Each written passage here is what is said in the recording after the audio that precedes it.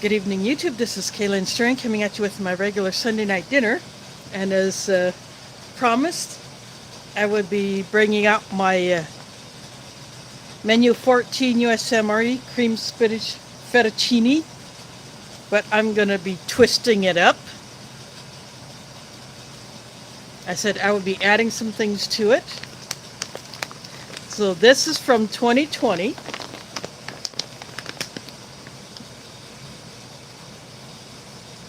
As a date code. The first digit, the 0,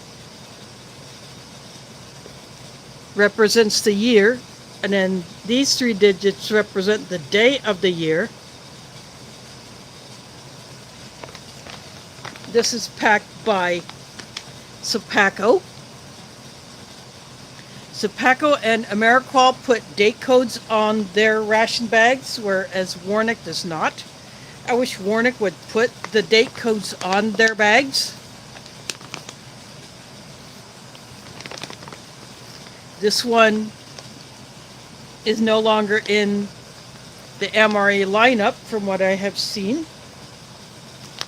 I don't remember what is now the current Menu 14, but I happen to like this one, but I like it better with, this is chicken chunks from another ration, possibly civilian.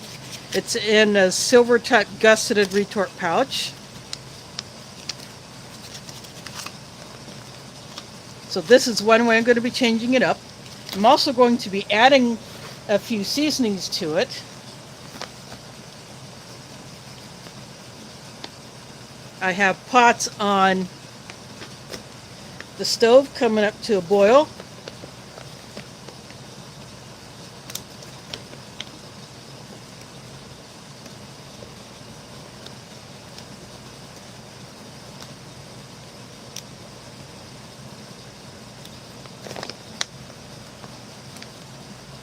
Time to see if this peelable seal will cooperate, or if I'm going to have to get drastic. Oh, I can feel it starting to open. This is going to be an easy open one.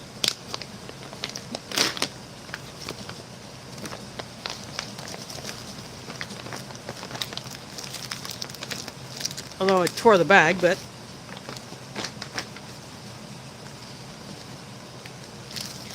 this is packed in the same manner that AmeriQual packs all of their MREs, in this secondary inner bag. This is the same type of packaging that all halal MREs are done in, as well as the current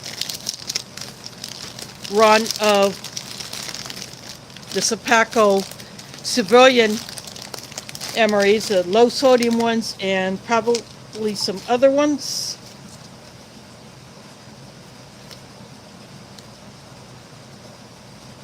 So here is the main entree and the sleeve, which has all of the nutritional info and all the ingredients. Huge list there.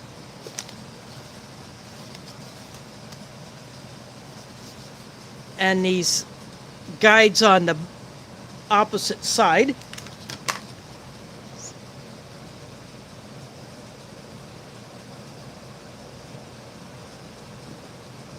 Kind of hard to read the date code on that.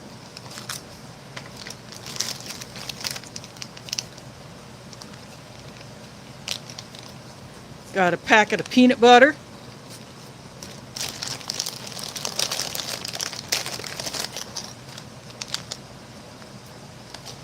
Honey mustard and onion pretzel bites.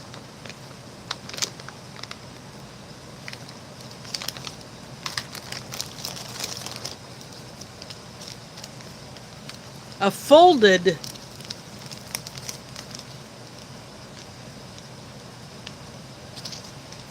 pouch of a chocolate protein drink powder. And all of the powder is up into this top section. So I'll have to give that a good shake down. Usual MRE spoon, which I do not use. I keep that.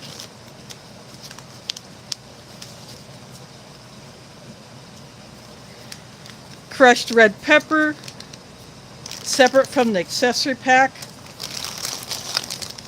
The flameless ration heater, which I don't use, but I save all these. And here is the accessory pack to open up in a bit. Here is the beverage bag. Again, I do not use these, but I keep them because they're a good bag to have in emergency kits, although I prefer the Canadian beverage bags better because they're stronger and they have a gusseted bottom, but these are still good to keep things dry. The best for strike bar, the cran raspberry. And then the last thing out of here is a seriously bent pair of crackers. And I use the ration bag as a trash bag.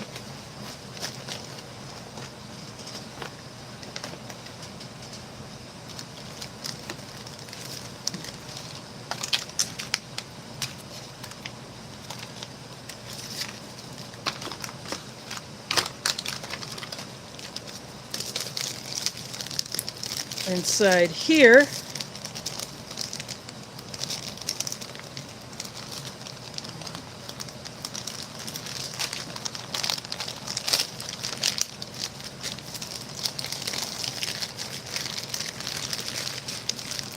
I'm just grabbing everything all at once.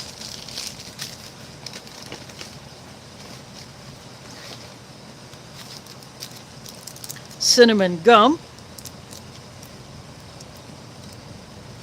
Cinnamon gum is always with the red on one side.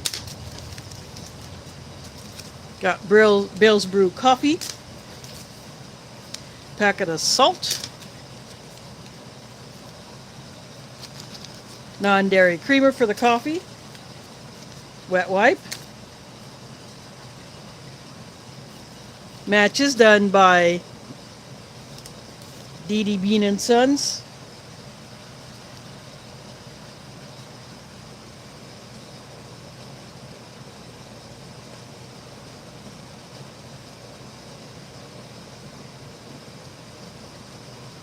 Doesn't want to focus, but these matches are known very well. A packet of sugar. Carlos Perry is an info sir here. Thanks for dropping in. And the obligatory rear roll. So I will move aside all of the things that I will not be using.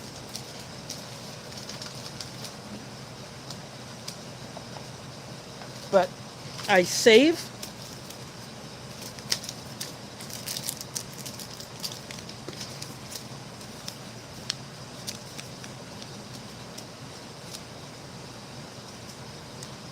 I could use the chili flake, but I have something else in mind for the spinach fettuccine.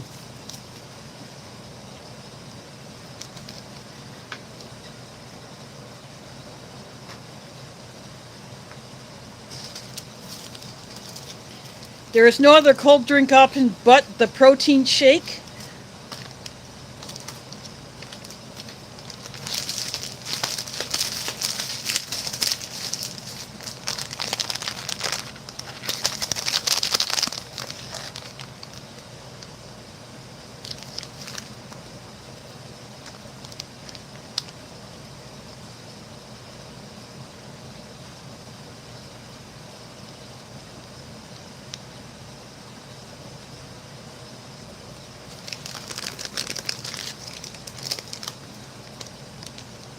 I will go ahead and mix this in the bag.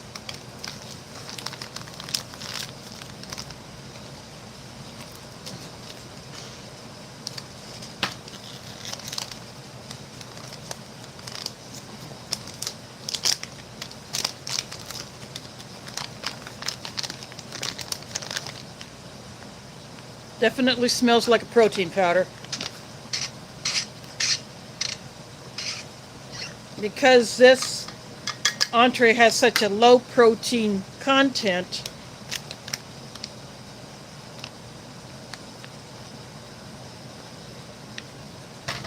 They feel like they have to add something as an additional source of protein.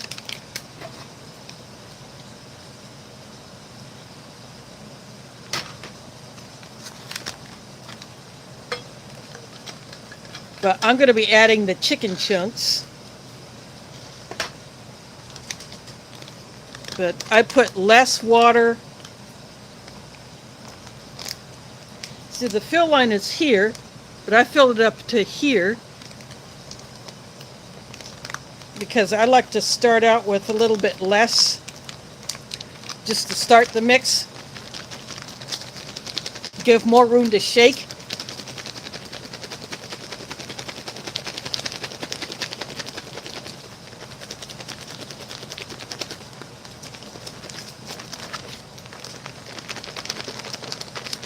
Then I just leave it in a bag. Now I'm going to go take these and actually before I do that, I'm going to go ahead and put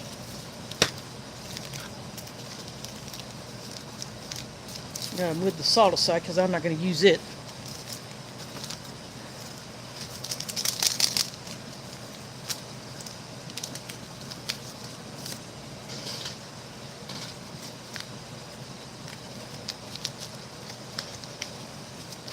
That didn't open up.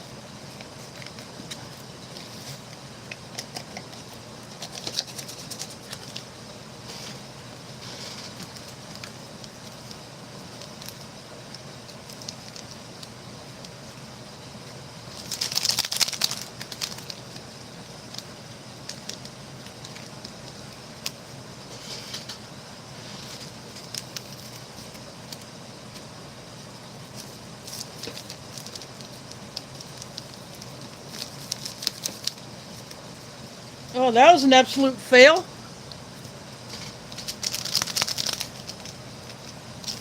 The tear notch ripped above the seal instead of below it, so I'm going to have to get something to cheat.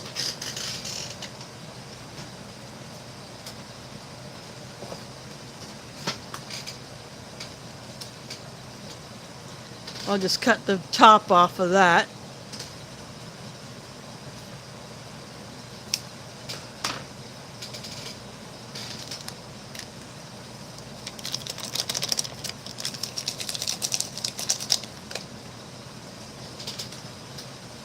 There, that's more like it. Sometimes they don't do these seals very well, and where it rips is above where it's supposed to.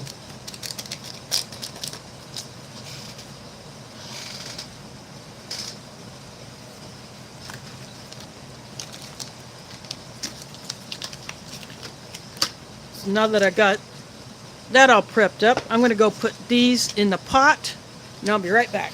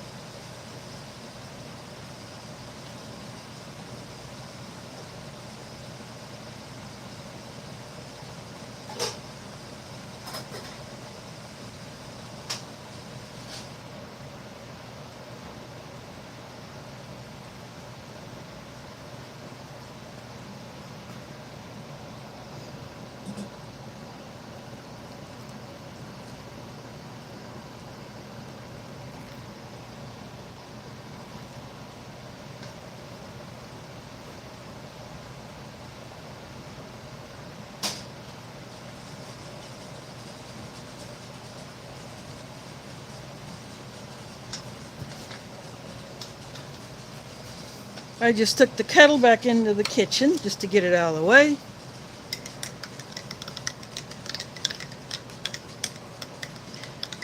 Earlier this afternoon, I went to an in-law niece's baby shower.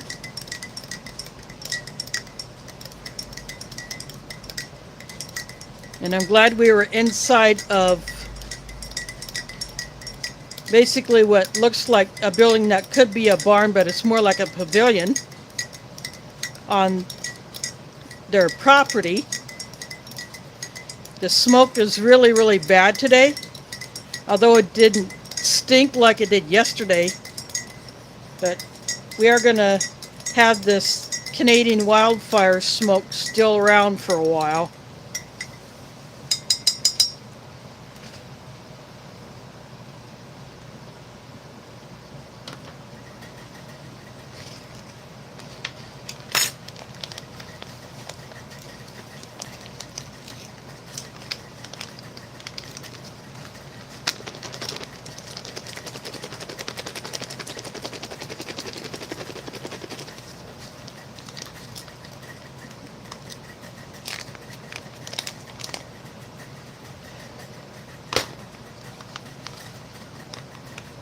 I'm going to pour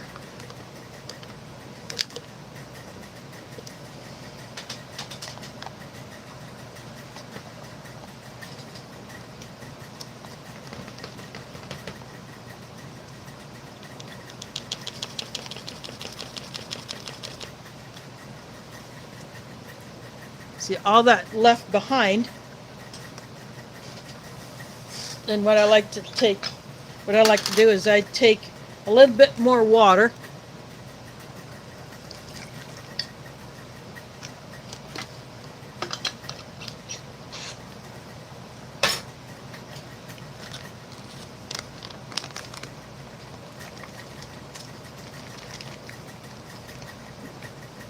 because the seal is kind of full of this stuff.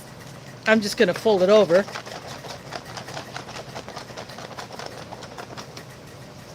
Oh, that's a bummer. Yes.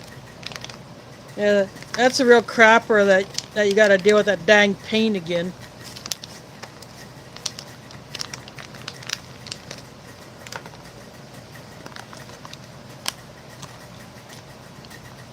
Oops, sorry about that.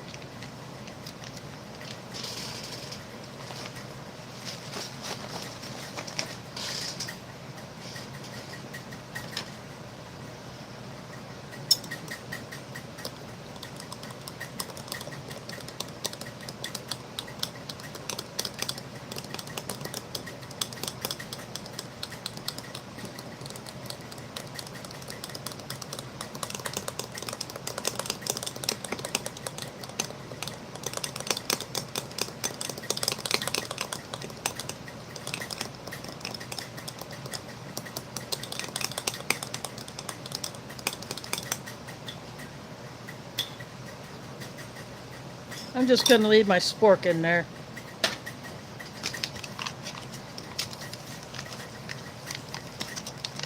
While I open everything else up.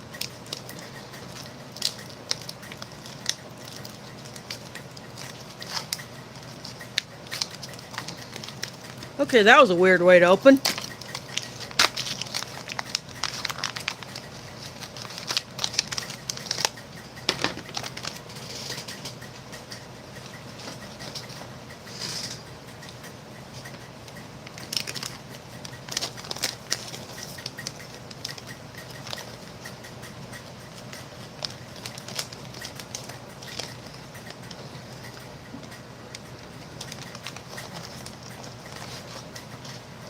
I'm just going to cut this one across like this.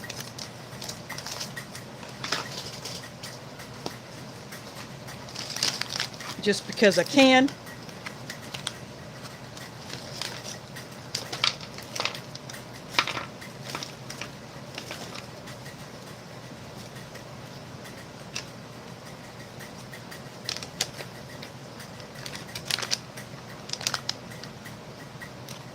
Oxygen absorber.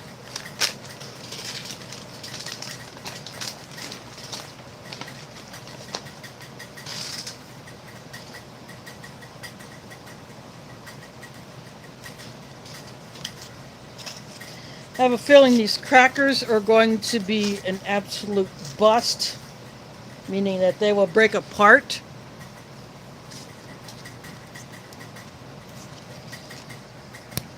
See if we can get a hiss out of it. I didn't hear a hiss.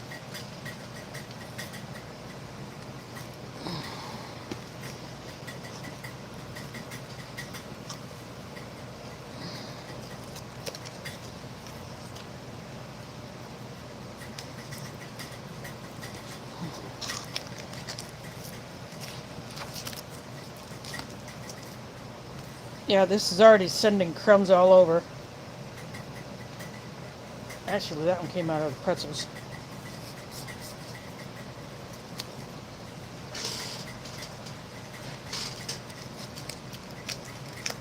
If that's okay, because I'm going to be laying these down here.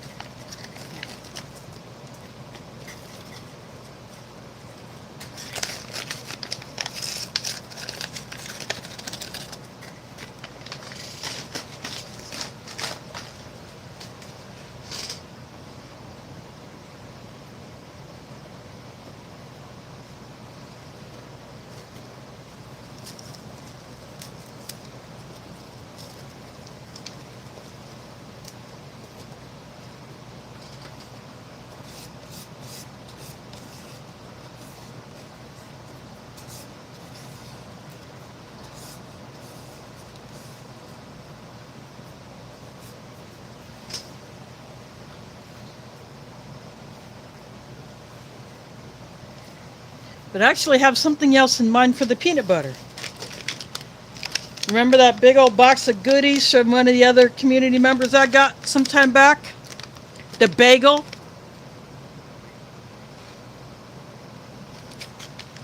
Yeah. There's Storm's Radio and Cats in the House. Thanks for dropping in. I'm going to open up this bagel.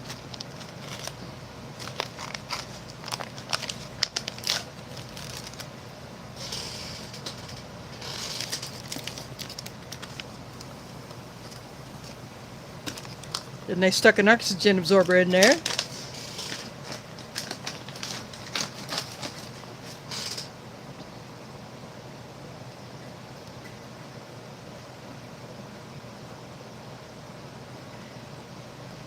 This one was not cut, but that's okay. I'm not even going to bother.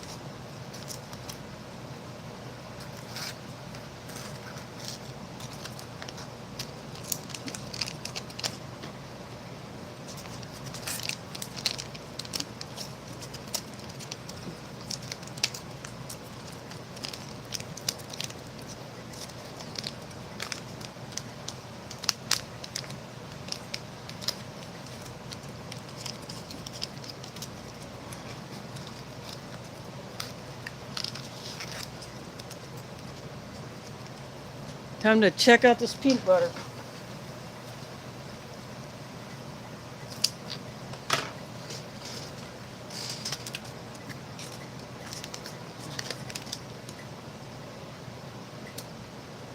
I just popped a big old air bubble in there.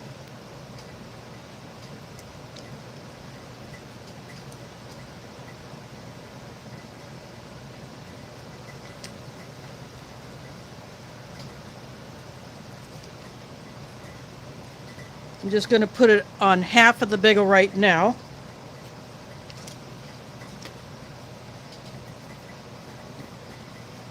Because I want to taste it before I put any more on there. Actually, I will.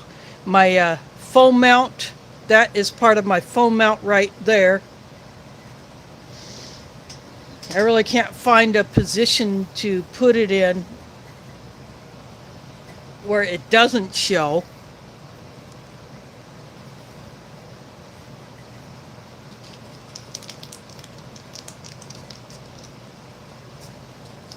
But I'm going to go get the two pouches out of the kitchen, and I'll be right back.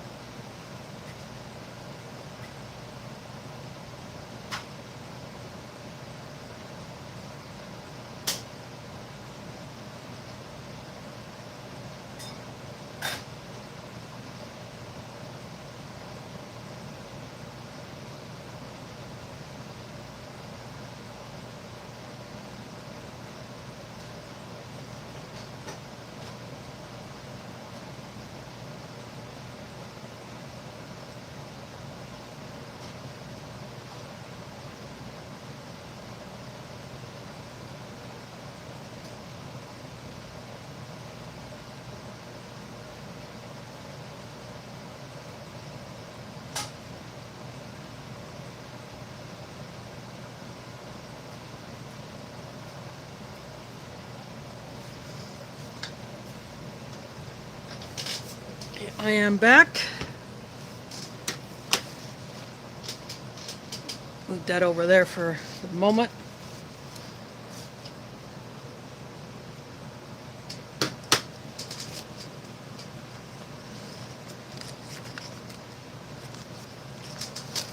Got a paper towel to dry these off.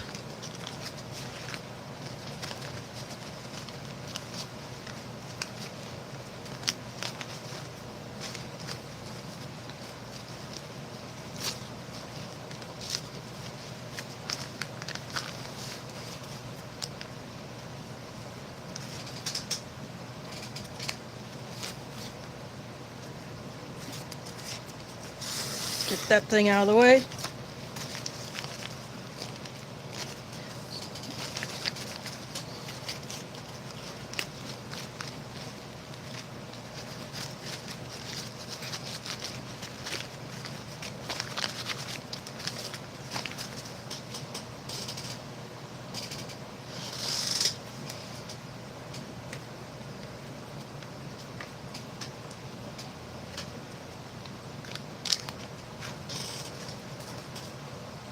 I open up the chicken first.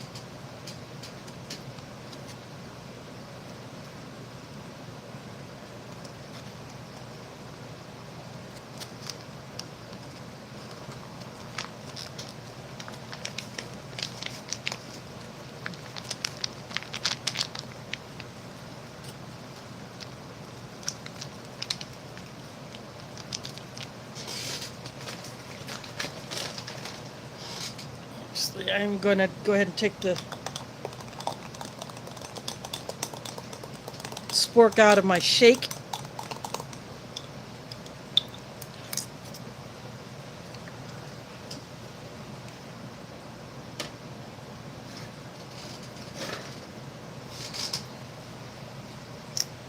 I just gave a lick to the shake. I'm going to spread the chicken.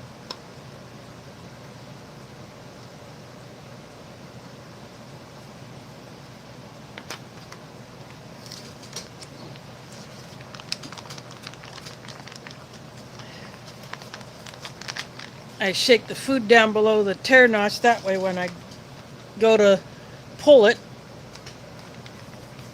I have a much cleaner open.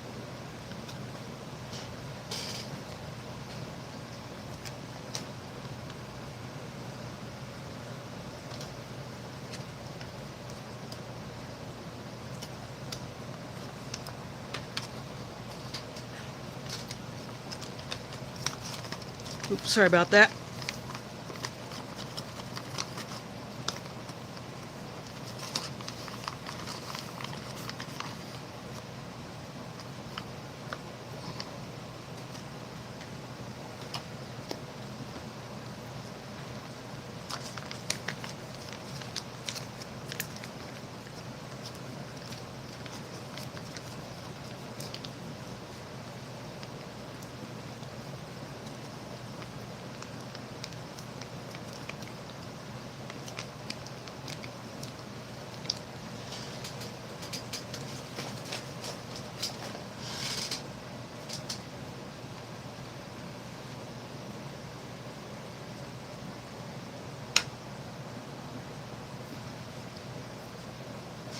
Now it's time to have some fun. In here I got some seasonings. I got a little bit of black pepper, cayenne pepper, onion powder, and garlic powder.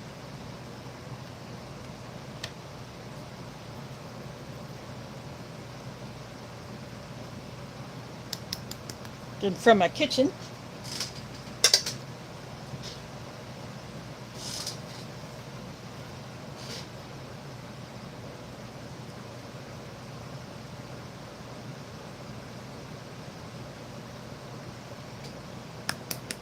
And some parm from my kitchen.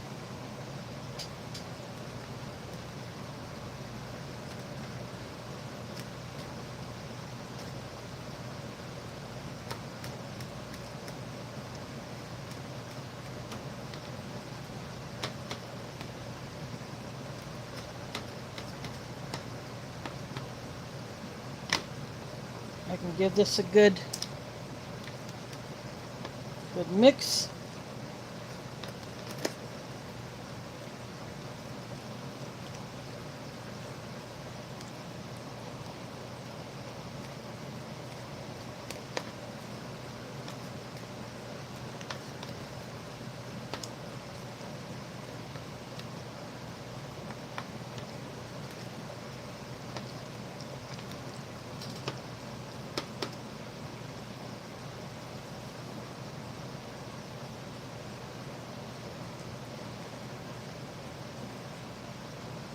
I think that should look a little bit more appetizing than just a straight up spinach fettuccine.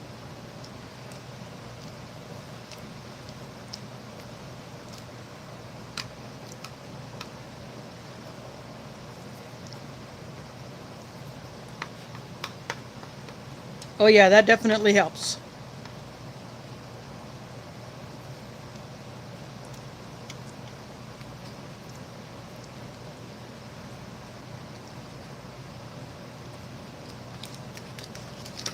So I'll put my first strike bar over here.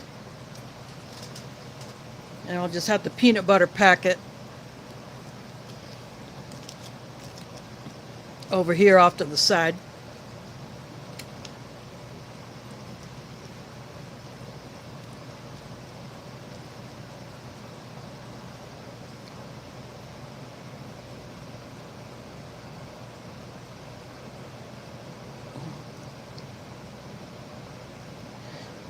Yeah, the chicken chunks, you can do so much with that. On a camping trip, I took a pouch of chicken chunks just like the one I opened up tonight, and I put that in one of the Minotaur entrees that I had at the time on a camping trip. It was just the rice and vegetables. I put that chicken chunks in there, plus some seasonings, and then poured the hot water in and mixed that up. And I made a good meal out of that.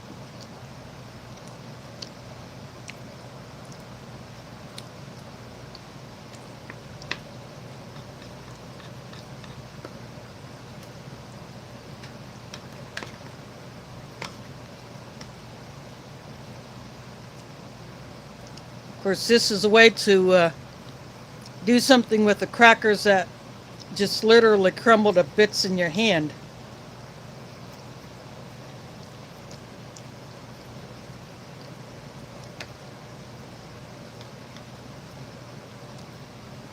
Gives it a little bit of texture because the pasta is so soft.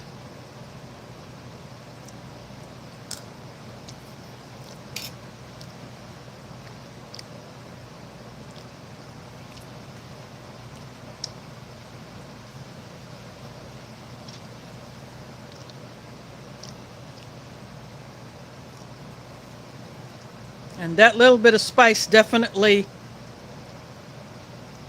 helps it out.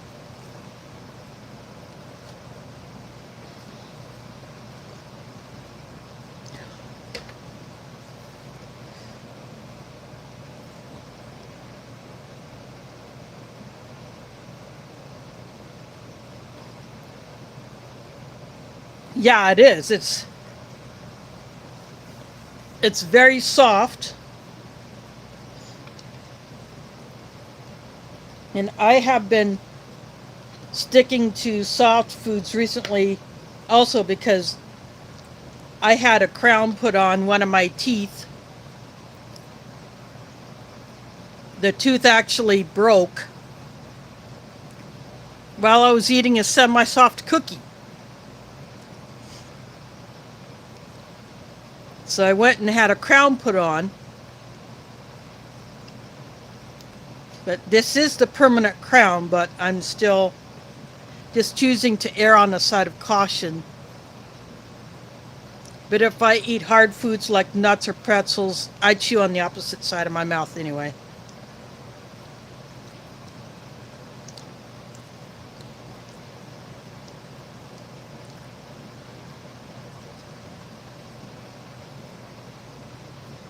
Here's a close-up of one of the noodles.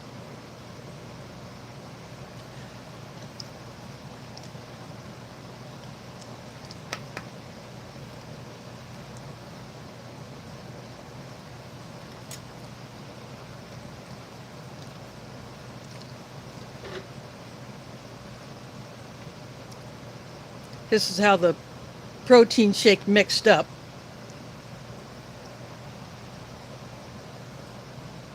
A bit frothy on top.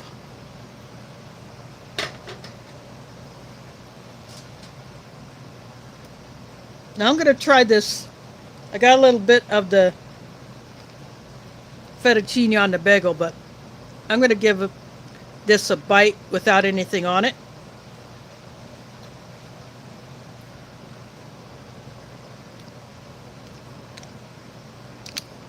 Just tastes like a commercially produced bagel.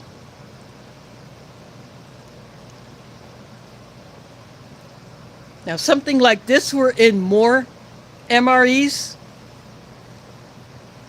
or other American rations, I think this would be a big hit. It's a whole lot better than the wheat snack bread.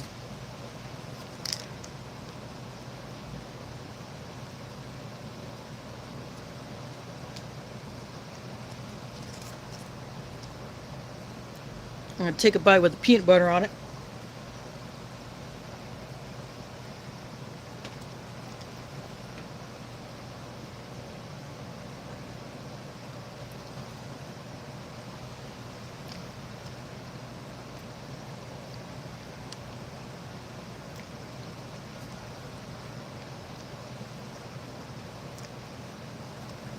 That's a better combo than the peanut butter on that wheat snack bread.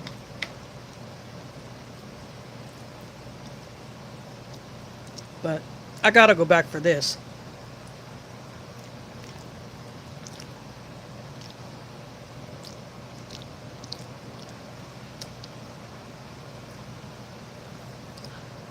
I'm guessing it, if I remember right, it's been a few months since I opened up the last box. I think it might have either come from Mike Crusher or Dave of Booger Butt and Booger Butt. Or it could have come from, dang, who else sent me a box last year? But I'm guessing this is in some newer MREs, or it could be in an MCW, or it could be in a First Strike ration.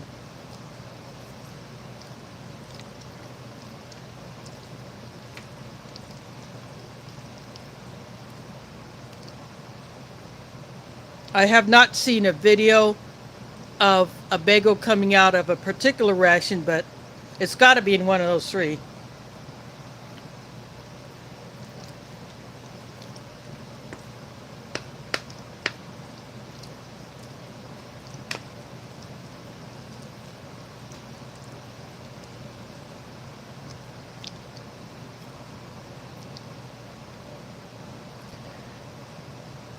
That bagel is a bit doughy,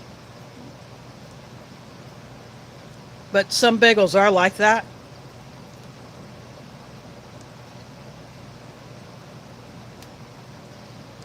Of course, it would be nice if they pre-sliced this, like the Canadians pre-slice their hamburger buns.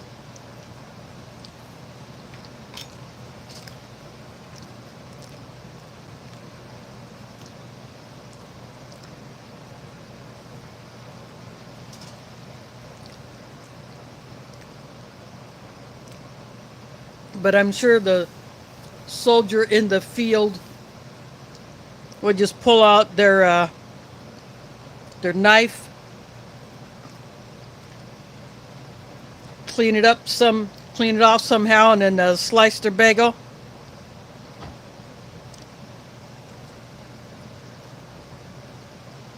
This is the honey mustard pretzel, and a look at the inside.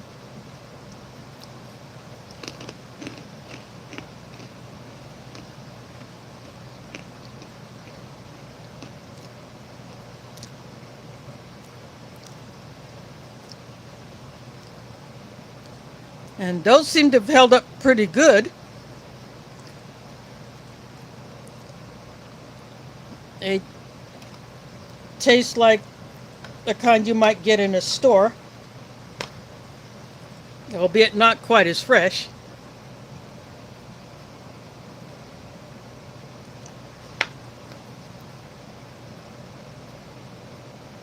Yeah, you should. And you can add your own spices. Put a little parm in there. If you want to throw some crumbled crackers down, that would work.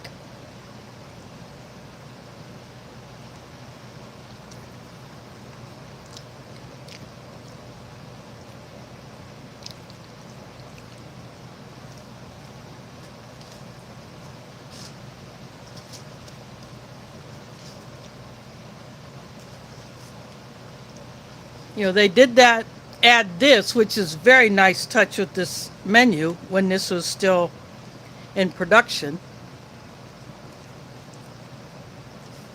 But I already planned on using some cayenne pepper,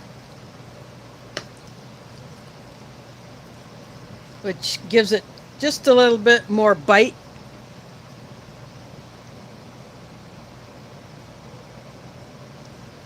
Yeah, but if they put a meat in here like the chicken and then redo it, revamp it,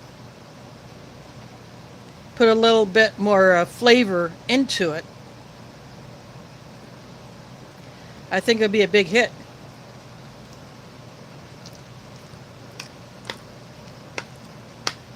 But since this menu went out of production, I seriously doubt it's going to come back, since a lot of people did not like it. If they did not have the means to jazz it up like this,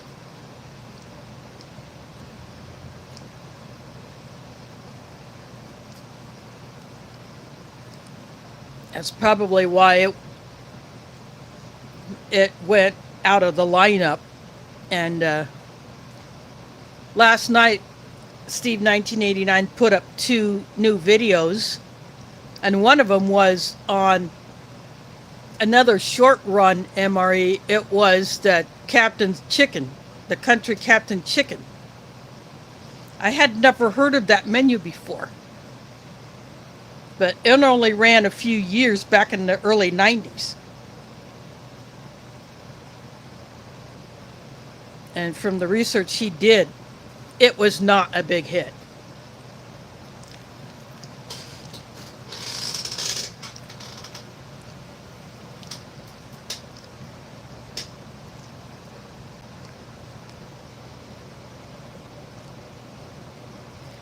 I'm guessing with the 21 or 22 lineup changes, that's probably when it got taken out.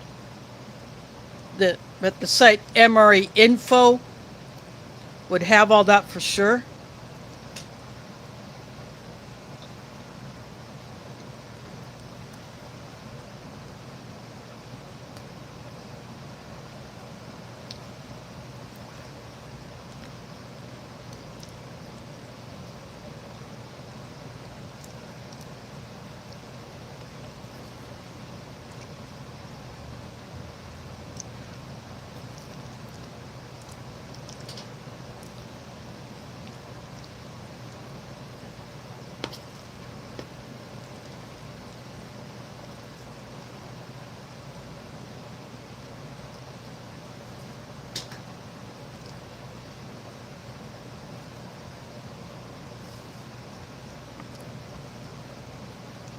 I should go in there and look at the most recent updates on the 23 menus and see what is out there that is new.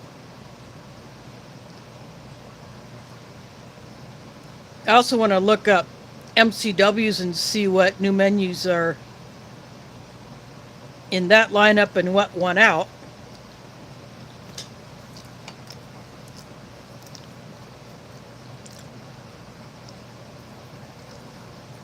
'Cause I would like to get a hold of some other new menus.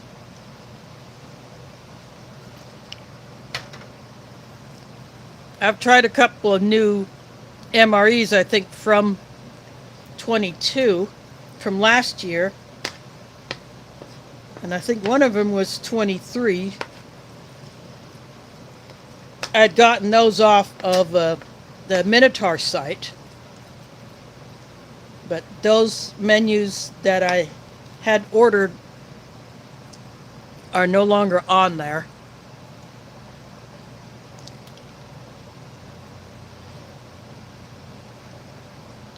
But what I haven't tried is the Mexican rice and black beans. I would like to try that one.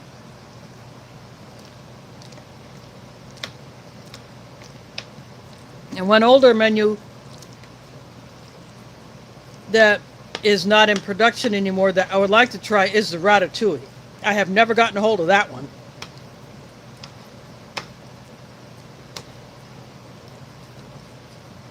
I would like to give that one a go as well.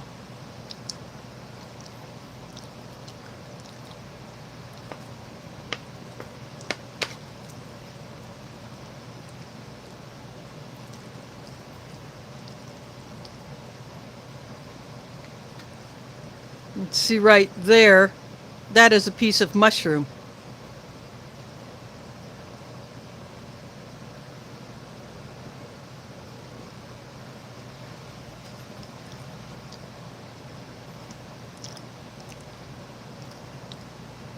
I do like the mushrooms in this one. Of course, I like mushrooms anyway.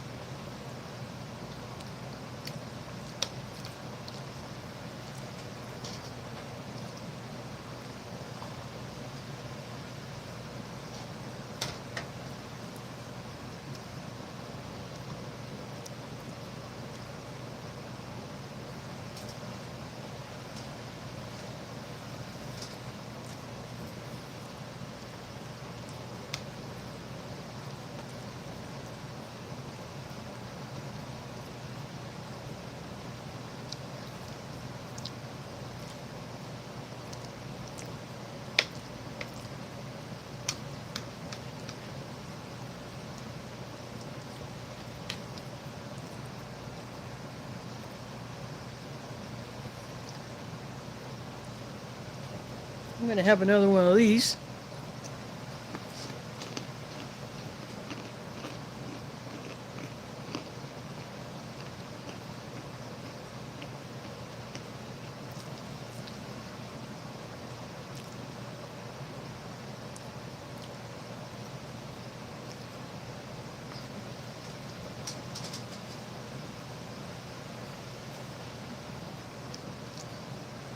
Yeah, this is Old Smoky's favorite First Strike bar.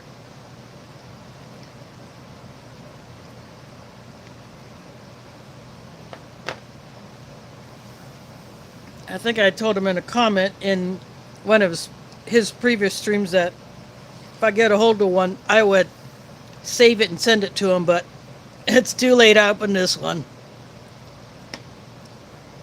This is the closest thing to a dessert you're going to get with this one, unless you count the protein shake.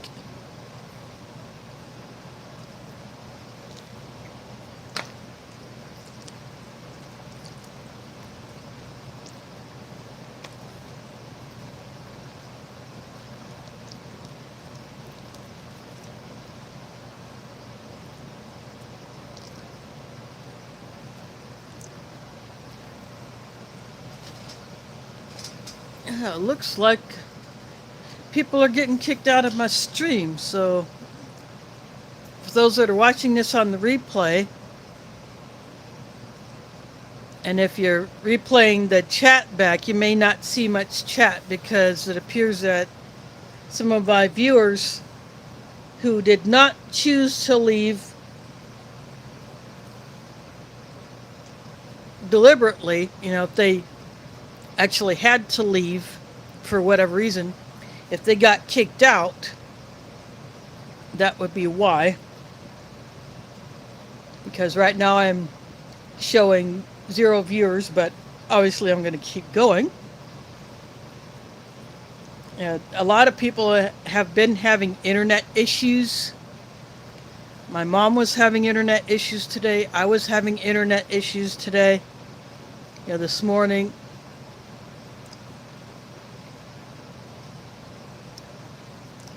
And then yesterday, a channel that I watch, I'm not subscribed to it, but I watch his content. He put up a community tab saying that he was not able to reply to comments that people leave on his videos, or he was not able to comment himself. But that's a glitch. So welcome back to that person who just came back in, or came in for the first time. This is a 2020 Menu 14 creamy spinach fettuccine jazzed up with some chicken chunks that came out of another U.S. ration, most likely a civilian ration, because it was in a silver gusseted retort pouch instead of the green one. Then I put the crackers down. The crackers are so crumbly because the package was literally bent. It had a curve to it. When I pulled it out of the inner bag that the contents are wrapped up in, Paco likes to copy AmeriQual in their double bagging of the components, which does give it extra protection, although sometimes items might be compressed a bit too much and you'll get the bent crackers and you end up just getting a bunch of crumbs. So I figured I'm just going to put the cracker crumbs down here. And this bagel came in one of the goodie boxes that I got last year.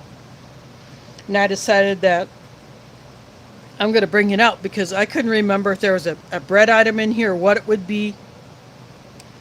But this bagel is really good. It's actually not bad for a shelf-stable bread product. I put peanut butter on part of it. Then I'm going to break this part off that doesn't have the peanut butter. And I'm going to dip it in here. I dribbled some of the sauce on it earlier.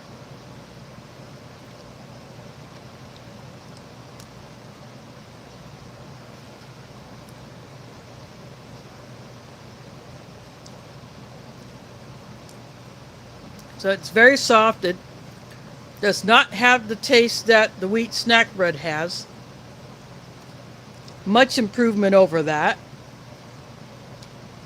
This would be an awesome thing to have in more US MREs.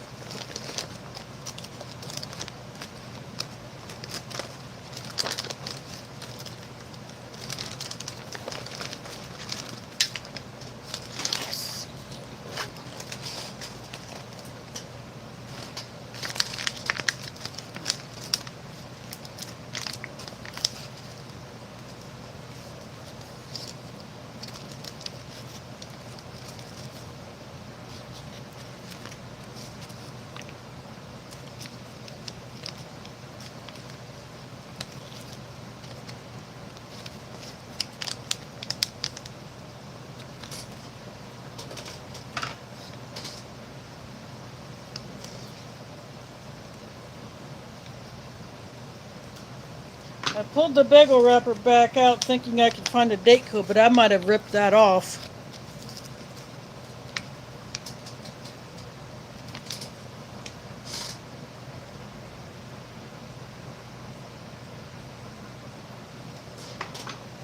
But this has to be 22 or 23 item.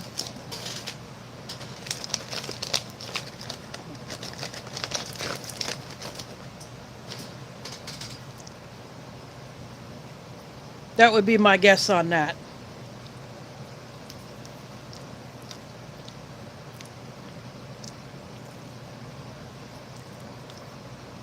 Have another drink of the Bill's Brew.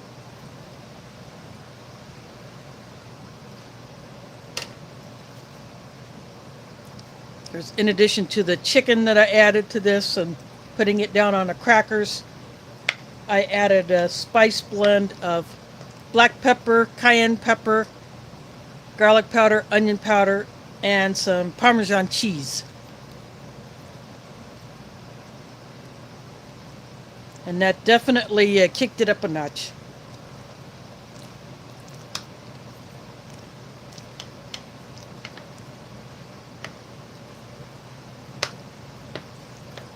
Because by itself, the only flavor you get from this is the spinach and the mushrooms that are in it. Not much of anything else. So adding something else to it definitely helps it out. I'm going to check the chat to see if it's even working. I don't know, this spinach fettuccine is from 2020.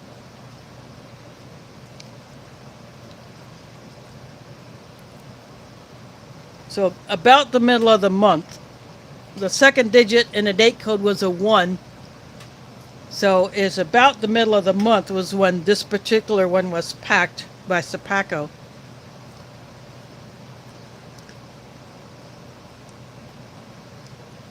So I believe, if I remember right, in 22, a different menu 14 was put into the lineup.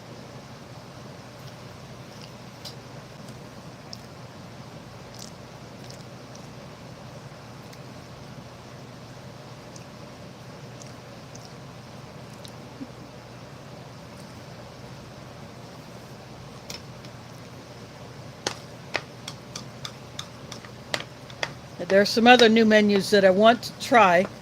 Like I said earlier, the Mexican style rice and black beans. I believe that one is vegetarian. I love to get my paws on that.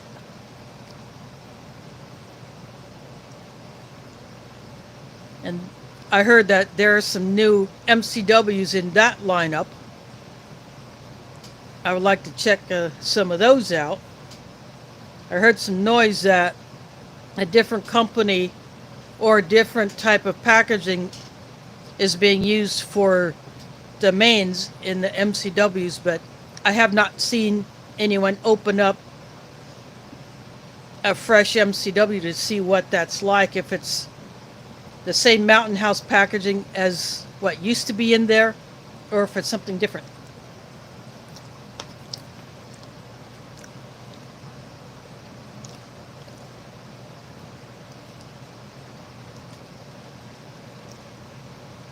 The only thing I didn't like about that style of packaging in the MCWs is you could not reseal the bag after you put the hot water in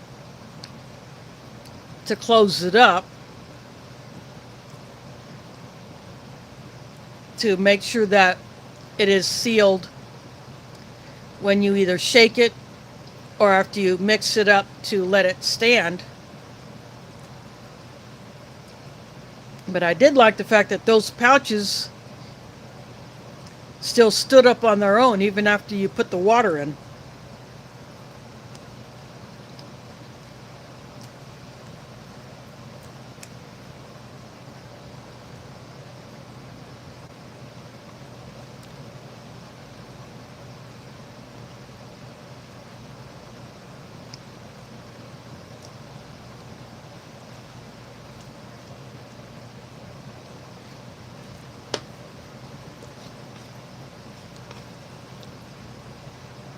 I do hope to get some fresh MCWs as well as some 23 MREs, along with some foreign rations. I have a Polish shooter's ration, a menu I've had before, but I love it. The beef goulash. I don't know the production date on it, but it has a pretty good Best Buy date on it, from what I can tell.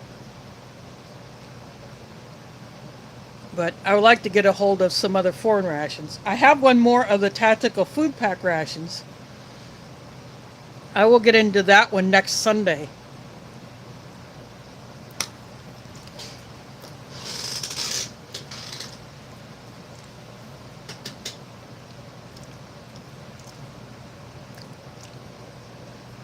That one is a beef pasta bolognese.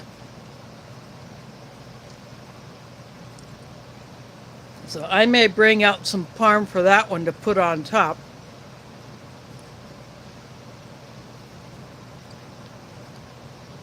And with those, you don't get a whole lot of components in there, but you get a whole lot of food.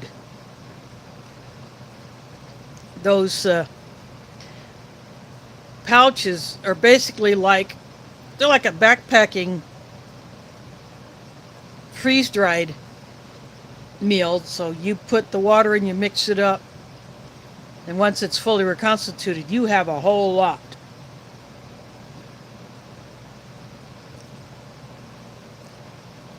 So I'm looking forward to trying that beef pasta bolognese.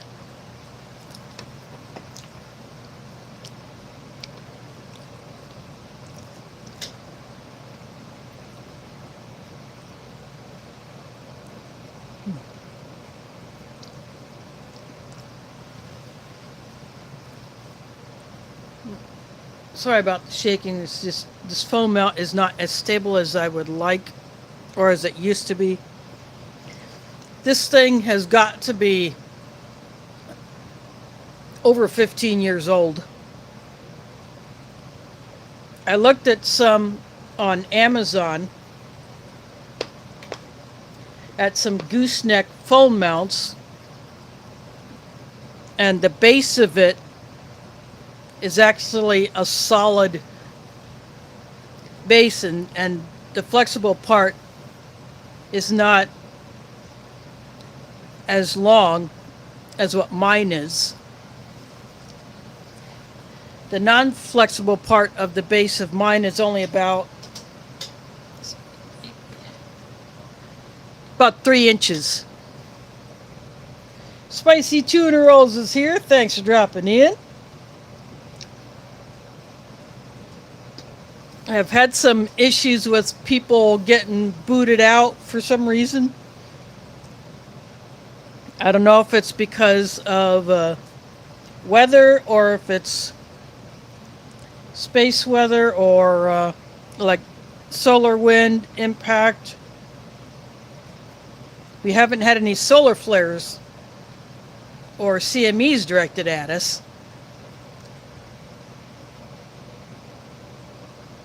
Oh, wow. That's a crapper. I actually had to do that to my Kindle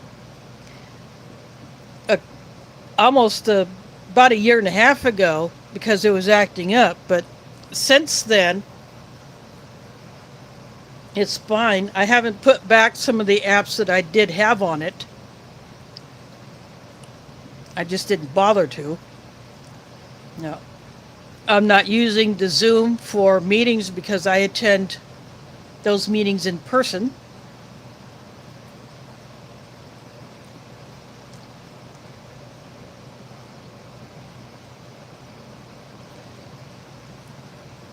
Yeah, that's crazy.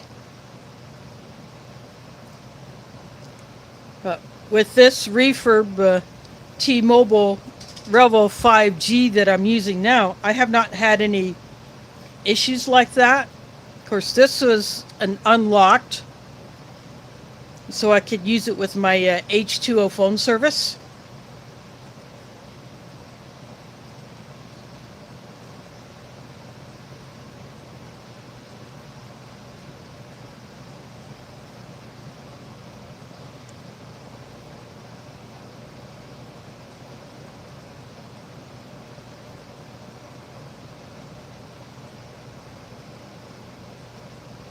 Oh, good. Yeah, sometimes you just have to clear that stuff out. Yeah. Even though I have a lot more memory in this particular phone than my Samsung Galaxy S5, which I still have, I just keep it as a backup.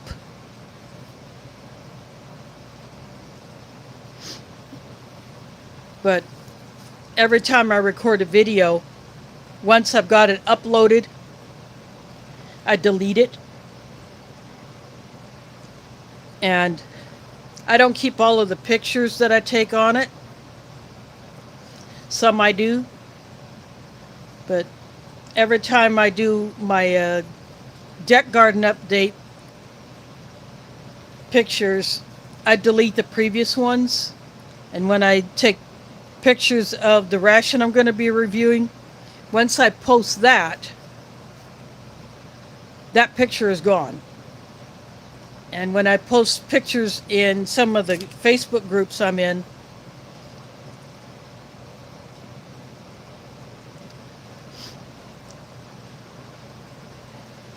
I delete a lot of those, unless it's one I'm going to keep using. Yeah, I don't take a whole lot of pictures of Pumpkin, but I still have all of my pictures of Mila, my previous cat. Honey mustard pretzel bites.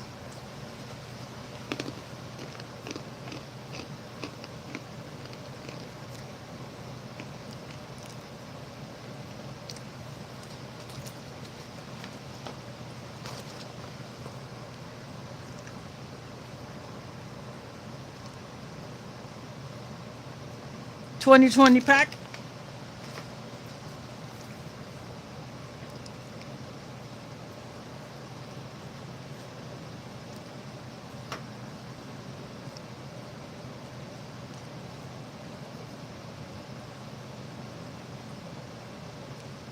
But sometimes if I post a picture online in the past, if I want that one back in, I can just go to my photo gallery in that app, say like Facebook or Instagram. I can just pull it back down, and then I have it again.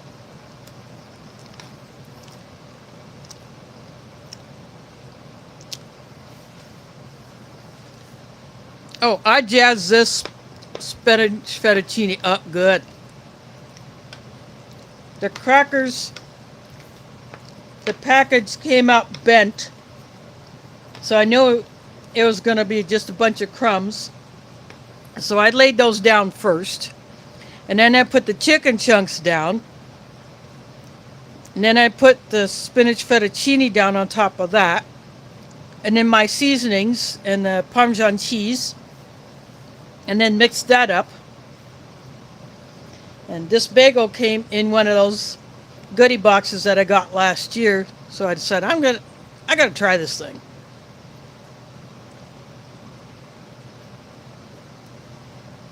And it definitely tastes like a fresh bagel.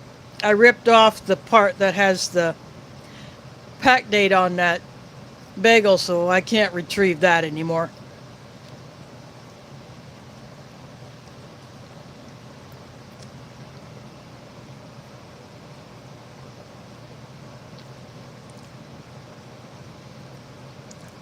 Oh, no doubt.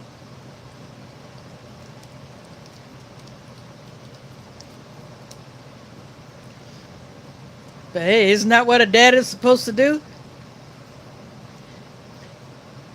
Take pictures to brag on your kid?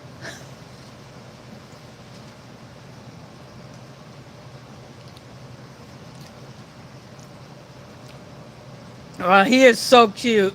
I mean, why not?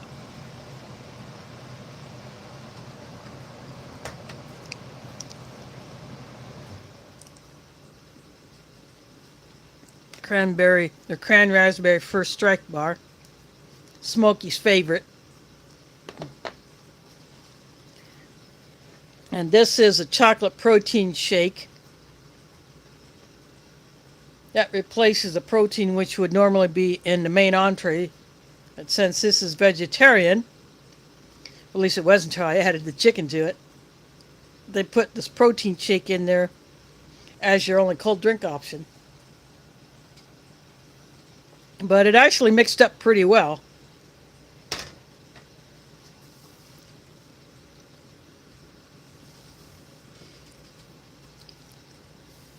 I like to put less than the full amount of water in the shaker pouch. Give it a good shake, then let it sit and shake it up again, and then pour that into whatever I'm going to drink out of, and then put the rest of the water into that pouch to get out a lot of the stuff that was left behind.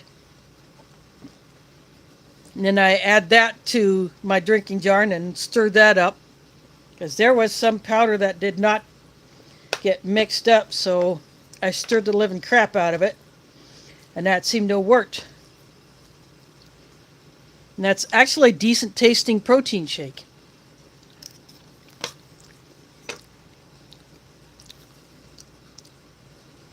A whole lot better tasting than the sustagen that came in Australian rations.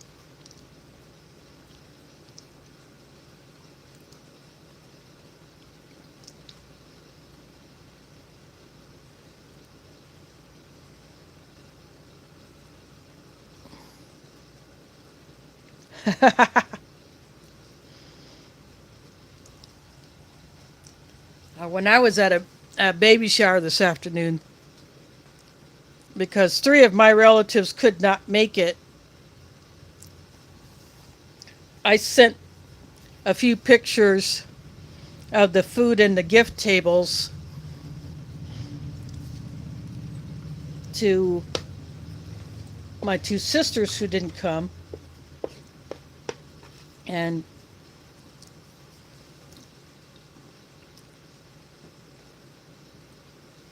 I could send them to my brother. I just haven't done that yet. But maybe my one sister who had to work today would probably share them with him. Then my third sister who was supposed to come, well, she got sick and couldn't finish the cookies. So we didn't have her homemade sugar cookies. But they're in the freezer. They'll wait for another day. Maybe they'll come to camp when we leave here at the end of the month.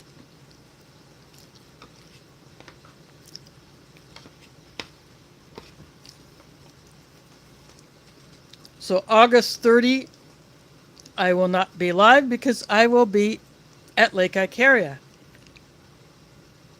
And I will not be taking any rations with me.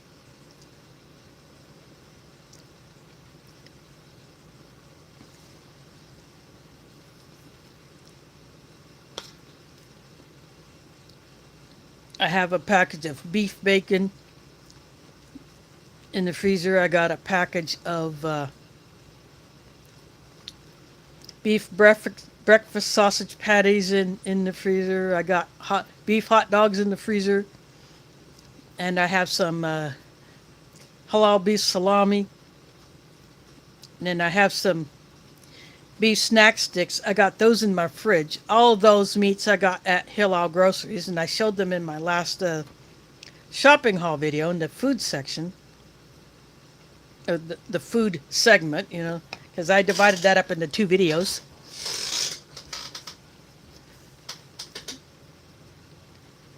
But I have those, and then I'm going to be taking some snacks. And I mentioned in that video that I would be taking some of those items to camp.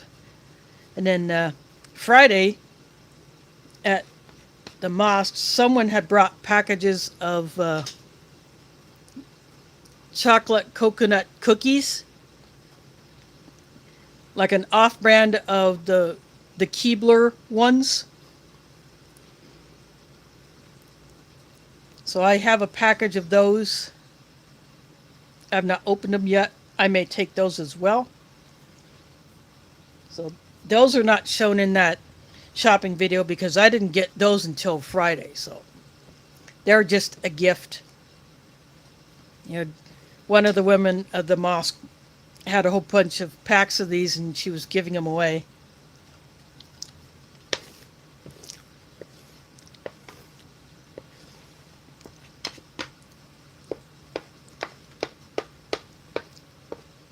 Yeah, the one I do the Friday cooking with. Of course, they know in advance that I will not be there on August 4th because that's the day we come back from our trip. So I will not get back here to my apartment till probably maybe late afternoon, early evening.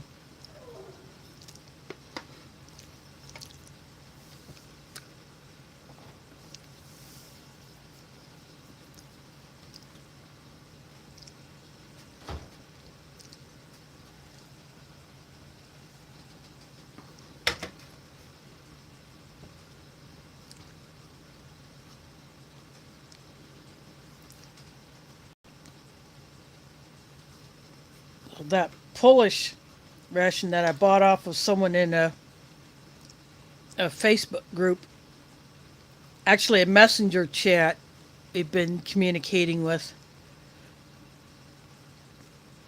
I bought it off of him, and he's in the U.S., so I didn't have to worry about customs rating that.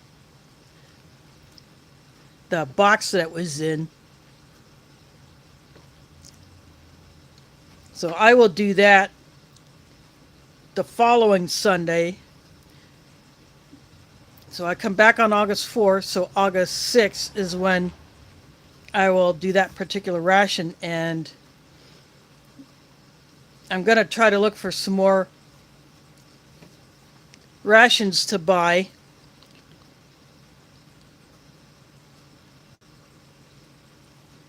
Because that will be the last complete ration that I have.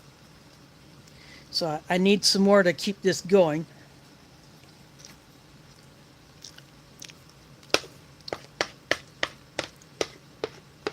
I have that chicken tomato rice entree from that Singapore 24-hour ration that I opened up.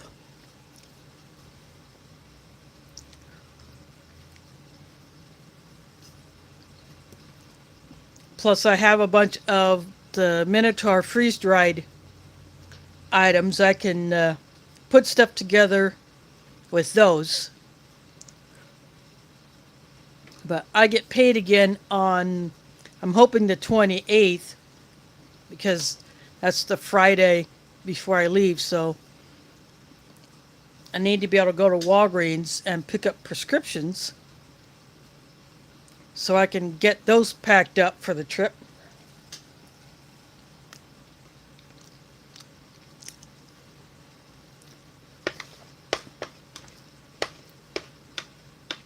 I have my pill boxes partially complete for that. So I just need the prescription pills to put in them. Then I can go ahead and pack those up.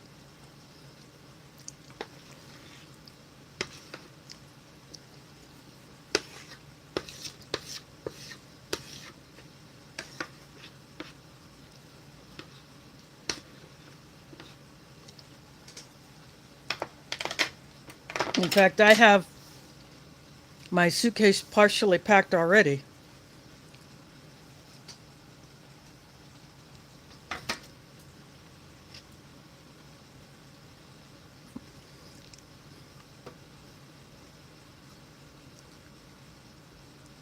It's just one thing I like to do in advance of a trip. If I can do something ahead of time, I'm going to do it.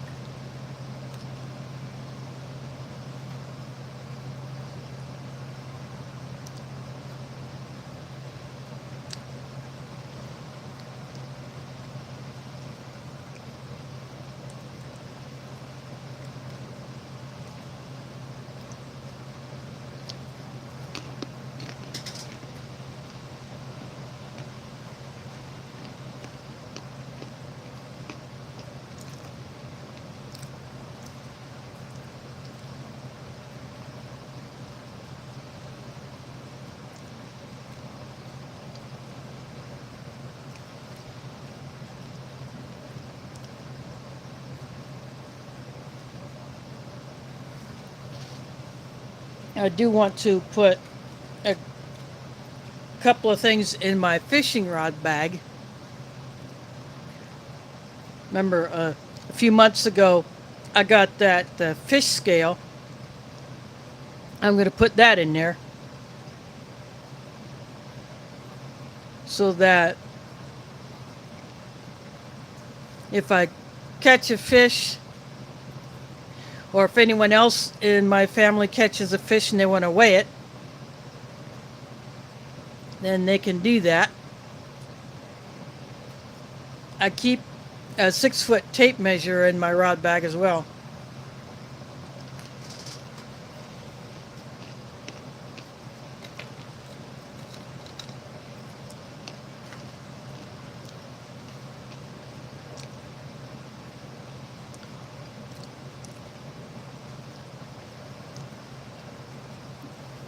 I have a 2-piece Zebco rod that came with a small tackle box with a few rubber lures, a few jig heads, a couple of bobbers and some hooks and swivels, and a few small weights.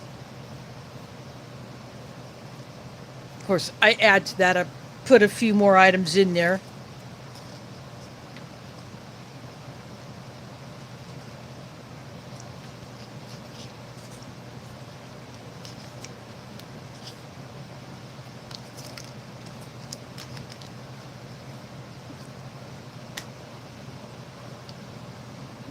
But we bank fish pretty much.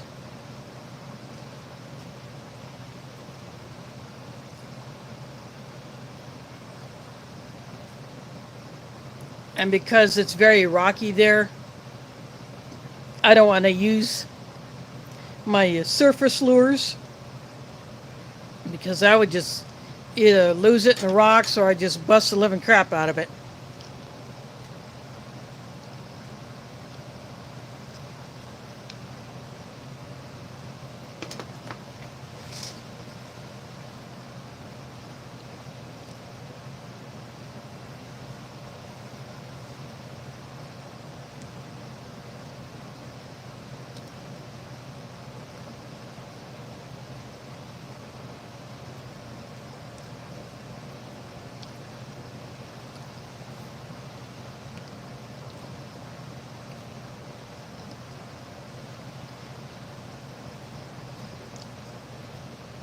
I just need to go down to the river here. There's a place I would like to try to fish from, but I have not gone over there to look at it to see if it would be good for fishing. It's this little pagoda-like thing along the riverbank near our botanical center here in Des Moines.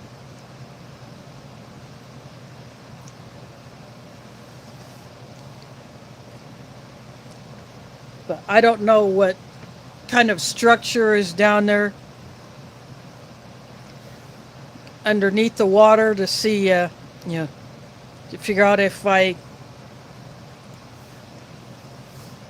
would just get snagged up all the time, or if it's your typical pieces of trees and branches in there for fish habitat. I don't know. But I just need to go down there and try it.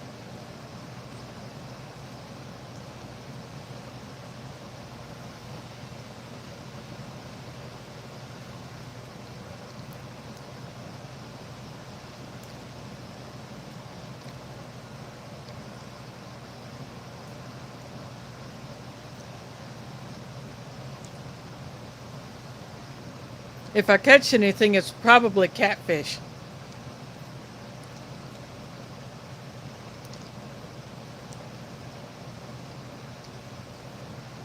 I think that's a predominant species in that part of the Des Moines River. I could be wrong.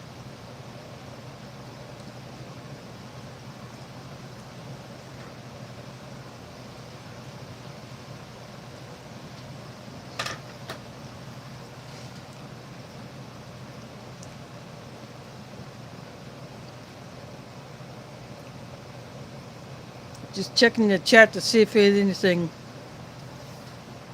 new has popped up. I have had issues in the past with my chat just not doing anything, not showing up automatically when someone drops a comment, and then all of a sudden it just blows up and it just scrolls down by at warp speed, and I have to backtrack it to see what I missed.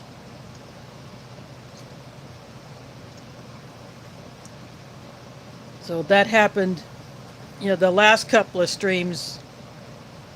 And then that's happened to other people in their chats as well. You wouldn't see anything for a while, and then all of a sudden it would just explode.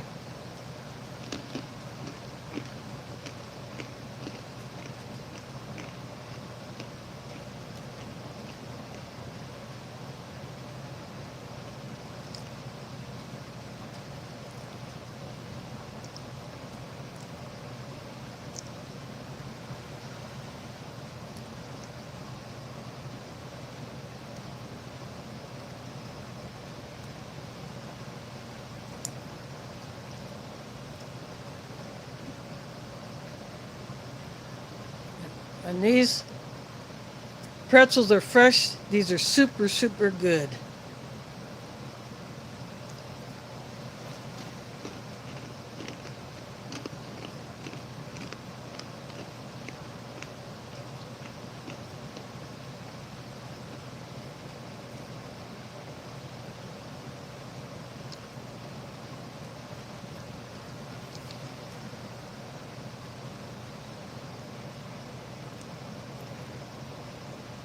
There you go, that thumbs up worked. I do see that.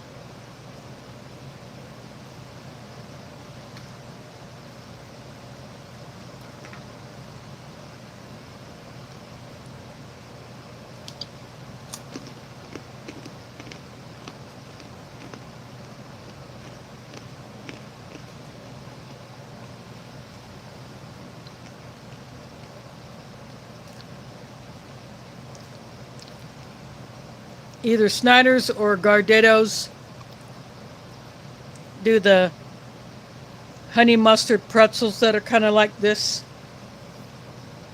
I don't remember which one, or it could be another brand, but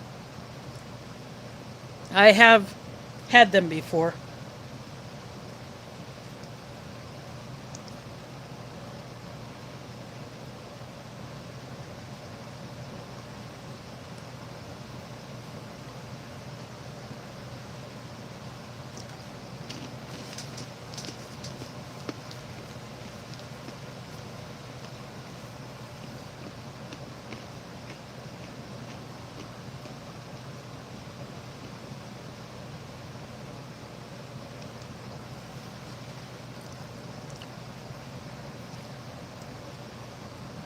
While I am at Lake Icaria, I do not do a whole lot of video shooting because, after all, I am with my family, and I go down there just to spend the time with them and to be at a place that my dad absolutely loved. But there is a memorial bench down there with his name on it. And a few years after my dad died, my mom heard that the county parks department was doing that around that lake. So she paid them whatever amount of money they charge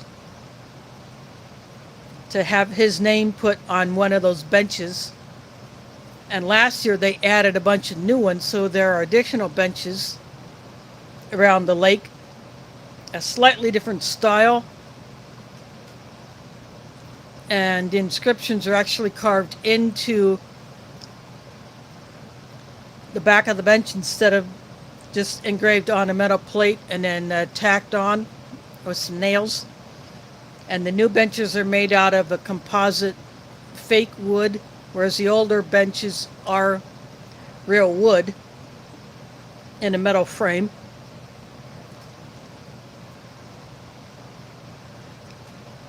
But the county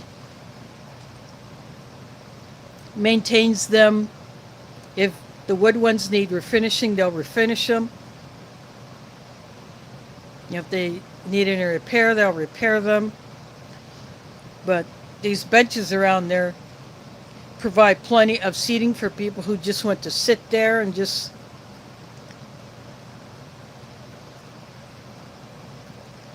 watch the goings on in the lake.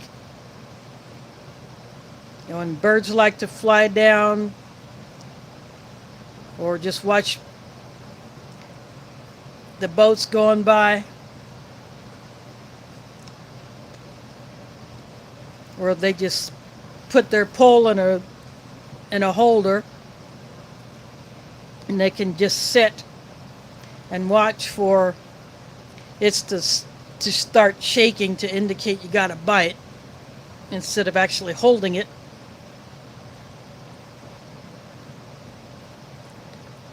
Or someone just wants to sit there and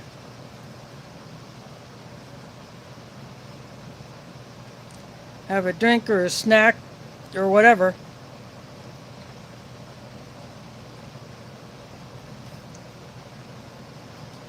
So we get two cabins that are next to each other and near what we refer to as Dad's bench, the one that has his name on it. We just call it his bench.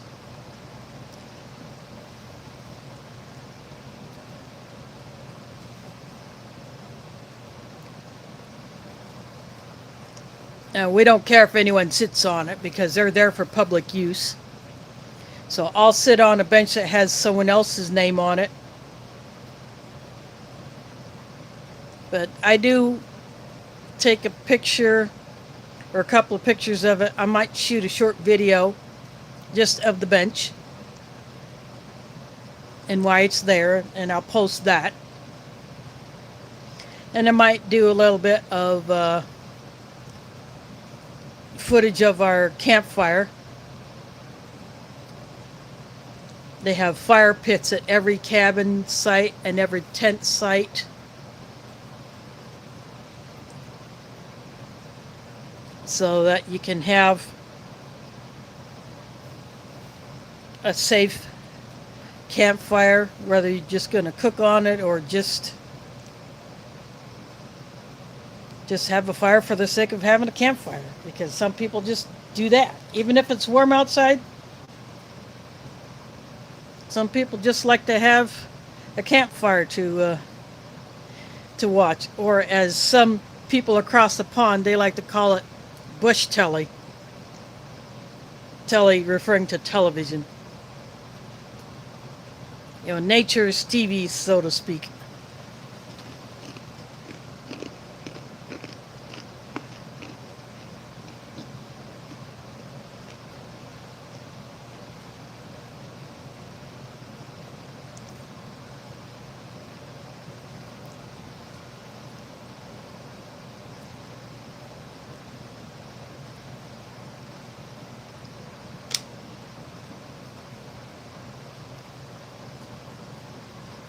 And our last night, if we have whatever firewood we have left, we will burn it. But if we don't burn it all, then we give it to someone at an adjoining campsite. Say, we're not going to burn this wood, we're going to leave, and so you can have it. And we've done that with any worms we have left over from our fishing. We have given them to someone else to fish with.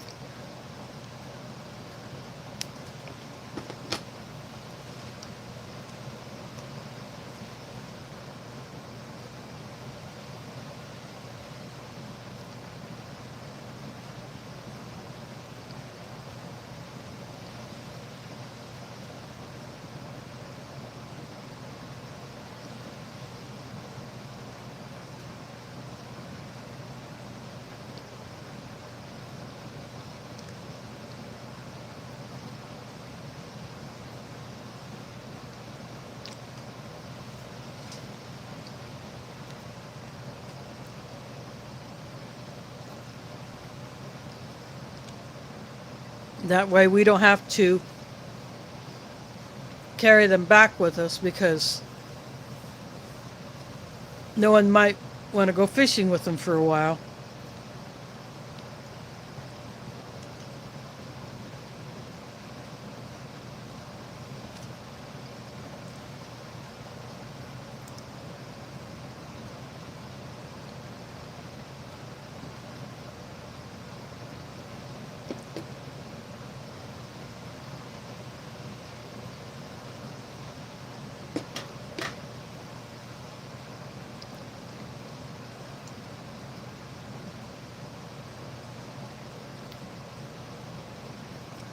But the cabins that we go to were recently remodeled. All the mattresses were replaced with better quality and thicker ones. And the bottom bunks were replaced with double mattresses instead of singles. And then the hide beds that used to be in those cabins with really crappy mattresses in them, those are replaced by just your standard love seat or small couch, so they don't fold out into a bed.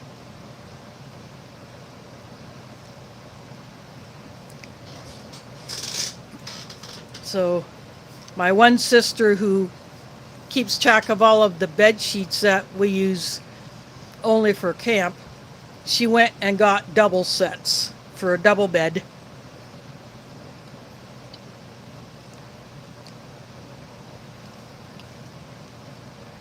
But those are kept separate from their regular bedding because they have queen beds in their bedrooms, I believe.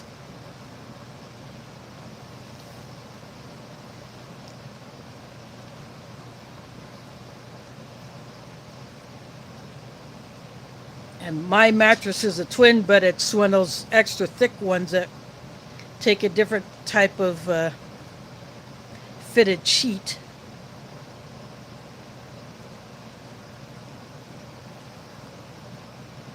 But the only thing I take as far as bedding from home is my own pillow, because you have to supply your own pillow. So we use sheets instead of sleeping bags because obviously it's summer. We don't need the warmth of a sleeping bag.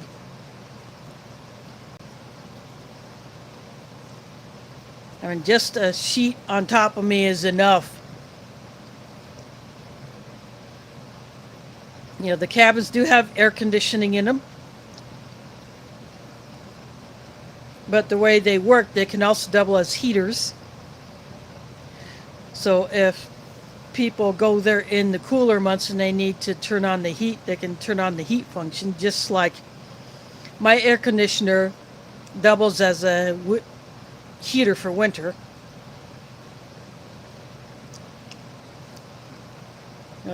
There are no stoves in the cabins. You have to bring your own camp stove or you cook over the fire. There is a fridge and a microwave in there. That's it for appliances. We bring our own coffee pot, an electric coffee maker, plus we have a percolator that you put over a stove. And then my one sister will bring her Blackstone griddle. Those things are awesome.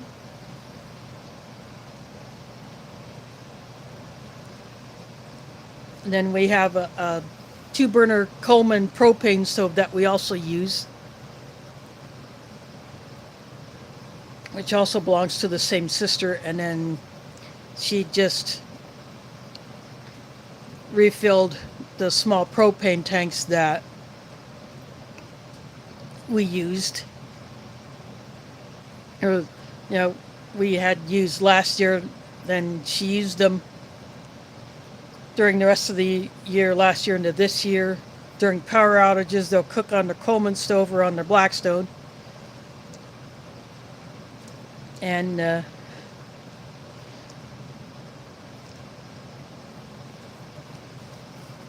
then she wanted to just use up that propane and then just refill those tanks so that we start with full tanks There's the small ones. They're not the 1 pounders, but they're like, I think, 5 or 10 pound small propane tanks.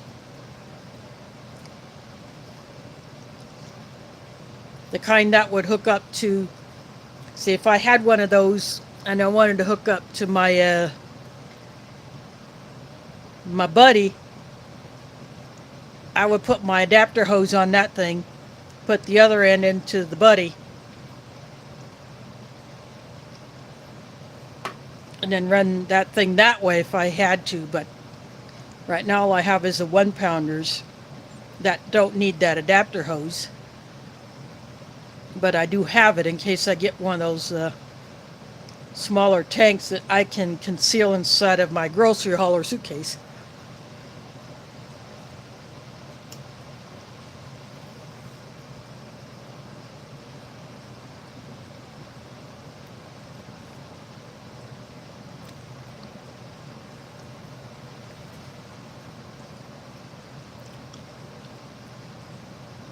I'm eventually going to get one of those, but I need to find a place where I can go pay for it in person so I can put it inside the hauler, and that way I can conceal it. And no one would have to see me bring it in. Because I can put it inside of a milk crate that I can put some pieces around it, like those black plastic things that you might get in some of those cloth reusable shopping bags. Sometimes they have a plastic base in them. Sometimes those plastic things are clear, sometimes they're black. I would put the black ones inside that milk crate to conceal what's inside it.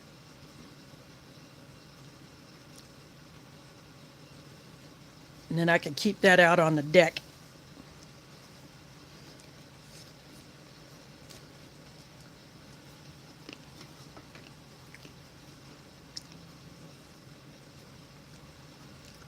In fact, those milk crates were dumpster rescues. Someone to put them out by the dumpster. And so I brought them up, put them in my bathtub to clean them up, so I can use those for storage.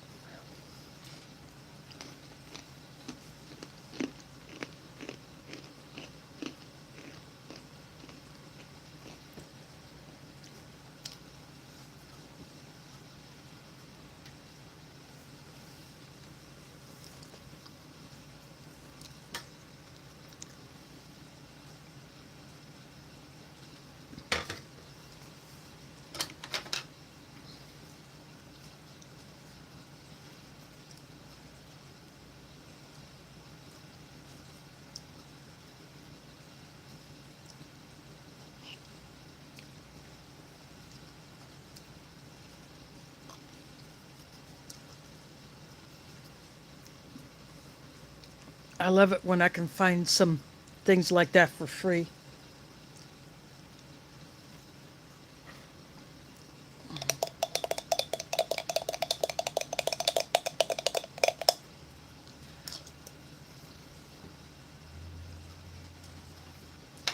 I just gave my protein drink another mix. These things have a tendency to settle, just like hot cocoa mix does. After a while, they have a tendency to settle, and you want to mix them up a little bit more.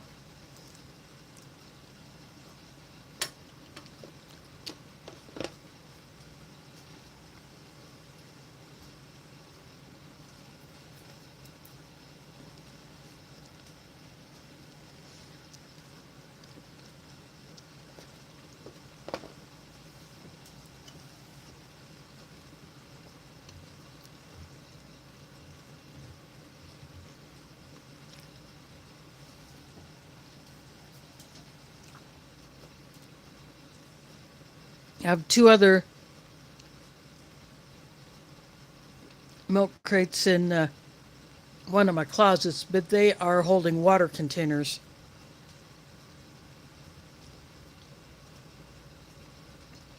Yeah, that's part of my emergency water storage.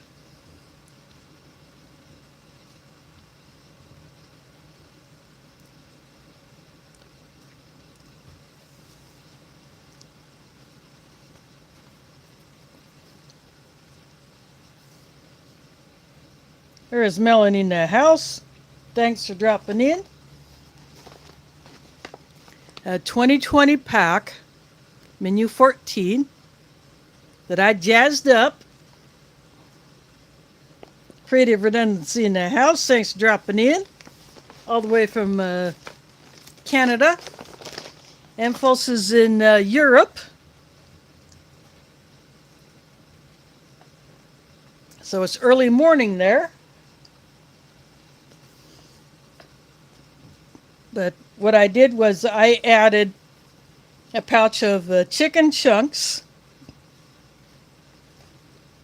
plus the crackers that were in this MRE came out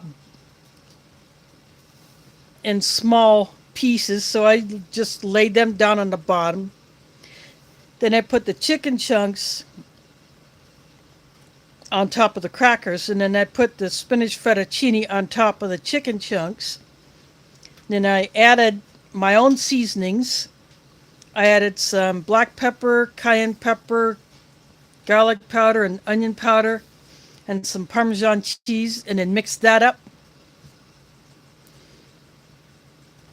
And then I brought out the bagel that was sent to me in one of the goodie boxes I got last year from one of the other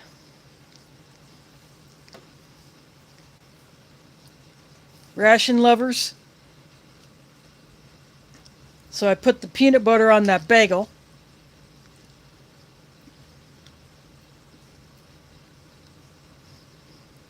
And then the drink is a chocolate protein shake, which mixed up pretty well, but it has a tendency to settle.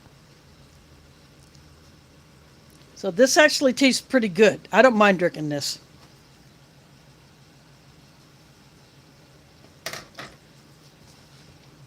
And then the coffee is the Bill's Brew with the creamer and sugar added. Cran raspberry First Strike bar, Smokey's favorite. The seasoning that they did include, which is separate from the accessory pack, is this crushed red pepper flake. So this will go into one of my seasoning bags that I have all the time in my camping food bag. I have 2 sandwich bags full of seasoning packets like salt, pepper, the crushed red pepper flake like this, the salt-free seasoning, and then some other seasoning packets I got a hold of.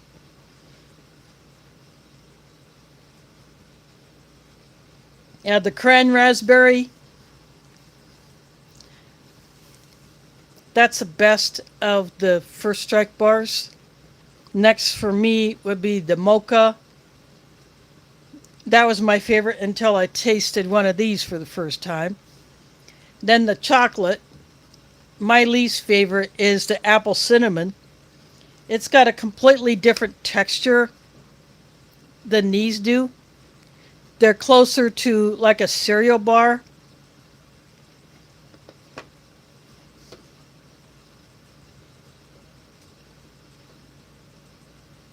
They have more of that cereal bar texture because it has more than just the crispy rice in it like this does.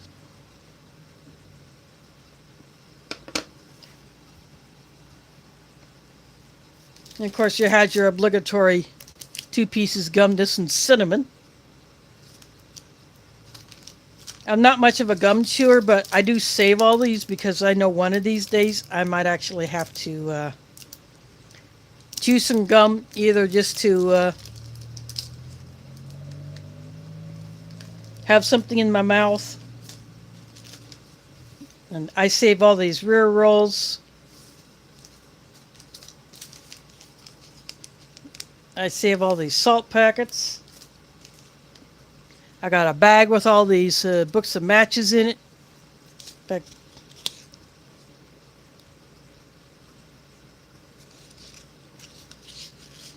These are all, oops, sorry, brief disconnect.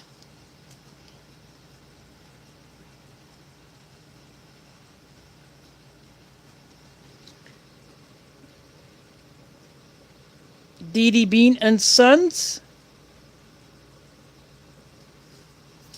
Then the wet wipes, I save all these. The spoon will go into a bag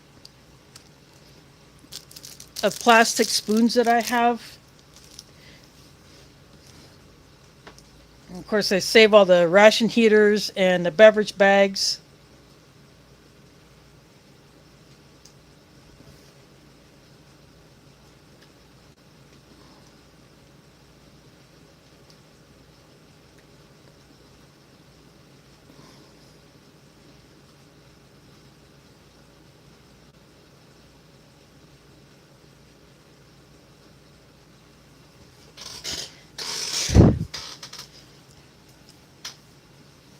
Yeah, these disconnects that I have are so much shorter than they were when I was streaming on my Samsung Galaxy S5.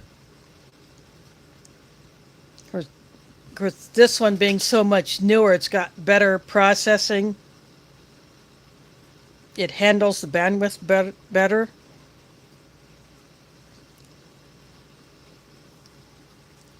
As I was saying about the spoons, I have a bag that has nothing but spoons, and then I have forks and sporks in another bag, and then I have a bag full of plastic knives that I've acquired.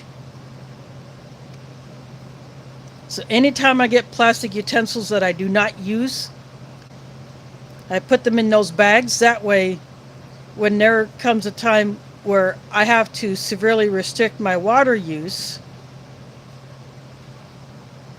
instead of using a metal utensil that I would wash, I could use one of those plastic ones and dispose of it.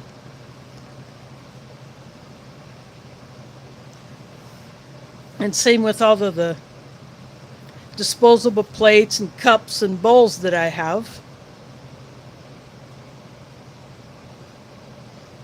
Yeah, I have seen some rations in video that have a wooden spoon or a bamboo spoon. I have not gotten any of those myself, but I do have the German wood matches. I have one set of those that came out of that one civilian German EPA that I bought years ago from foreign MRE when they were selling them, when it was easier to get foreign rations. There is Sharon in the house. Good day. Hope you're having a good morning on the other side of the planet where it is Monday morning. 2020 menu pack from Sapaco that I jazzed up. I added a pouch of chicken chunks,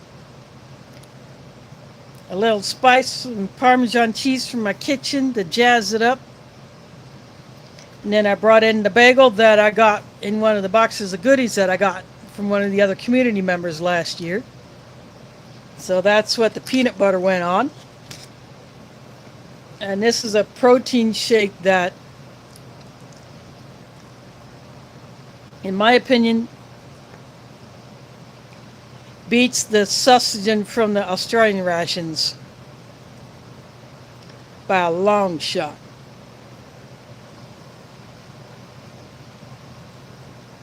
This is included in the MRE because the main being a vegetarian, you don't get much protein out of that.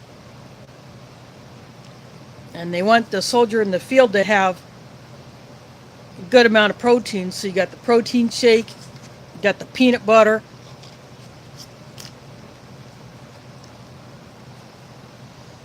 And whatever bits of protein might be in the First Strike bar or the pretzels.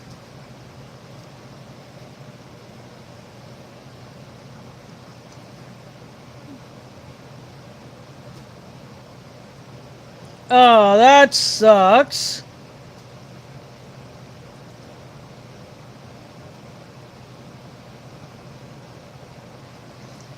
Oh, some people can get it despite getting the shots. It's just that the shots are supposed to make it more bearable, not as severe. But I have never had it myself. Some of my relatives had it, and fortunately, I was not exposed at the same time they were, but I still tested just to cover my dupa. I sure hope you give that big nasty the shove off.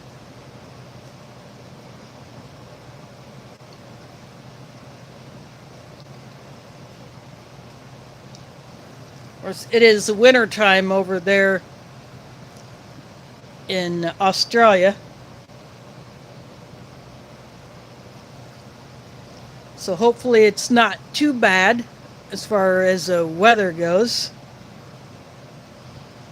I watch a couple of Australian channels like Scotty's Gone Walkabouts. And there's another one that I watch. Oh, bugger. Dang, maybe that's where he picked it up from, is while you were in Greece. That would really stink.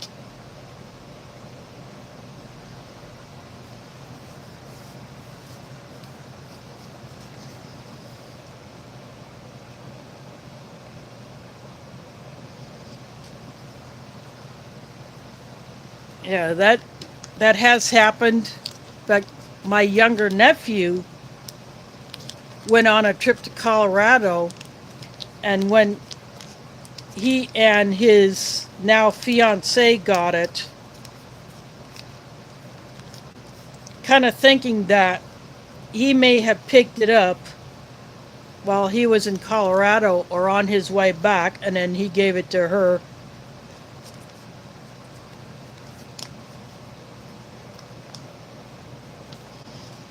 Yeah, that's what my nephew didn't go on a cruise, but he was with a small group.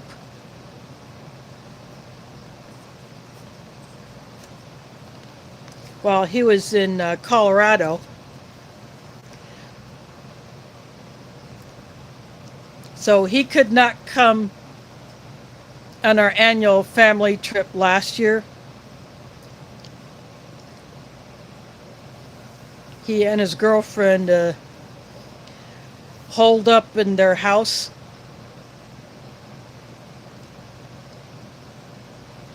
And didn't even go outside to check their mail for a week.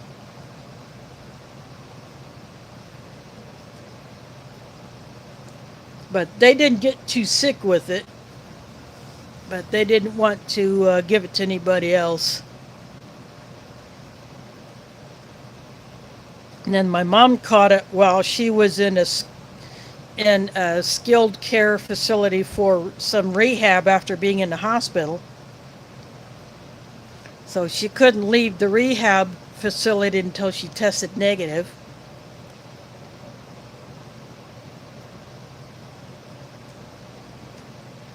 And then she went back to the hospital and then back to the skilled care facility before going back home to her apartment.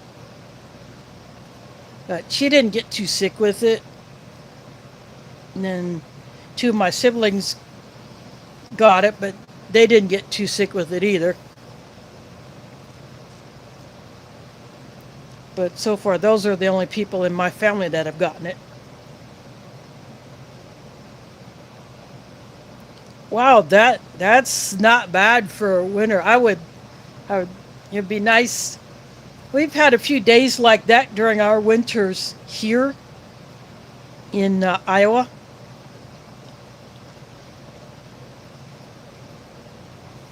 So when I'm watching the videos, they like from Scotty's Gone Walkabouts, the places that he goes to camp and to shoot his videos during the day when he's hiking to his campsite. He's usually not wearing a jacket, and sometimes he might even be wearing shorts, but then when he gets to where he's going to camp, he will put a jacket on and put some pants on.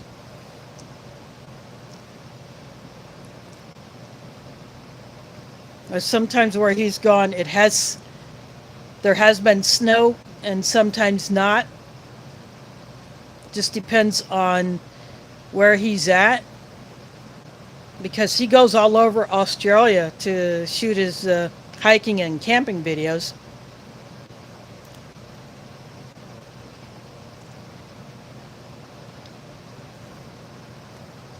So I have seen where the bushfires were and how the landscapes have recovered. So that is always nice to see places like that recover so well after getting burnt to a crisp. I just hope that there's the same result in Canada in a few years once those burn areas start to recover. Yeah, the smoke got worse down here yesterday and today. It was in the unhealthy range, where it's classified as unhealthy for everyone. But more vulnerable people are advised to severely limit their exposure.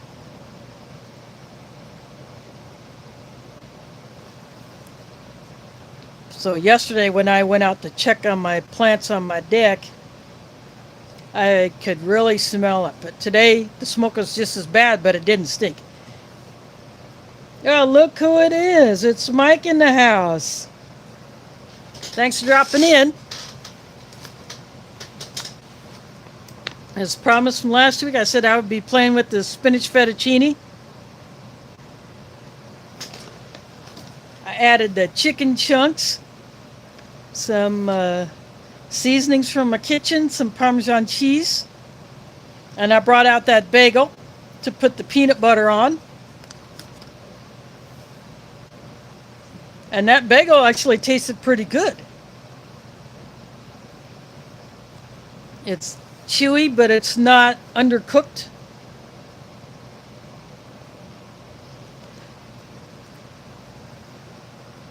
Then the protein shake mixed up pretty well.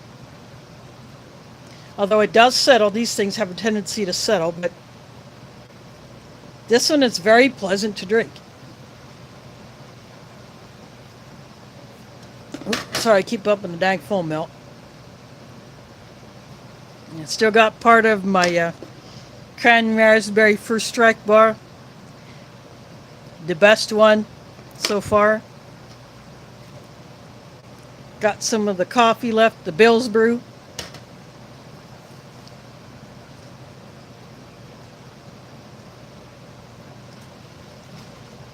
So this is packed in 2020.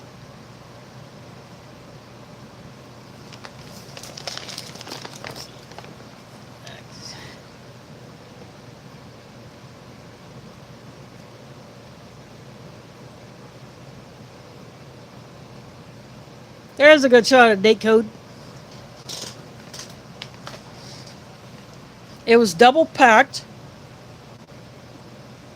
like AmeriQual does.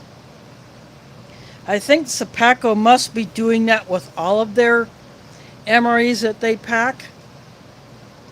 I'm guessing.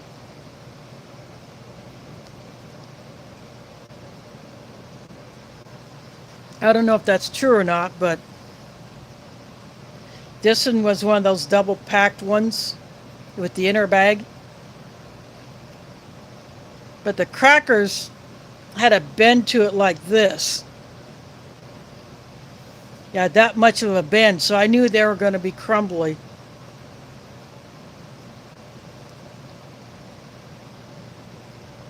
So I put them down on the bottom first. Then I put the chicken chunks down on top of the cracker bits. Then I put the spinach fettuccine down on top of that, and then put my seasonings and Parmesan cheese on that. Mix that up.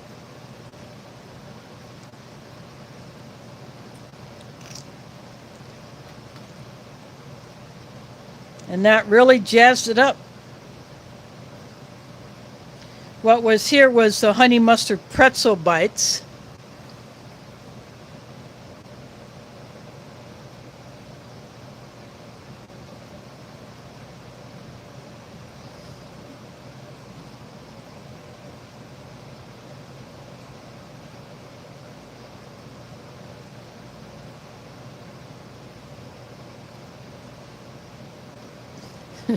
I don't think that I was forced to do that. Yeah, I love opening boxes I get from other YouTubers on camera. I think it's fun to just show everybody what's inside of those boxes. Oh, that's Ciara's fan club calling.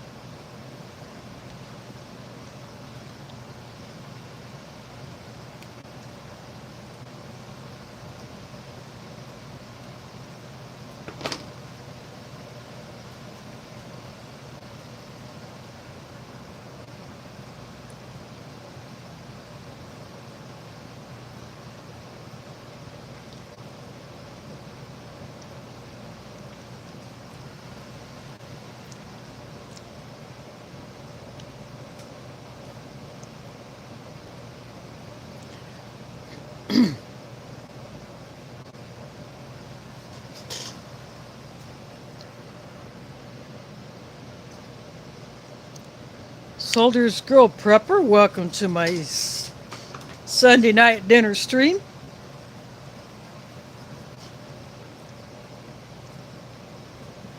Thanks for dropping in. First time I've seen you here. I normally do this every Sunday at 7 p.m. Central, 8 Eastern U.S. time.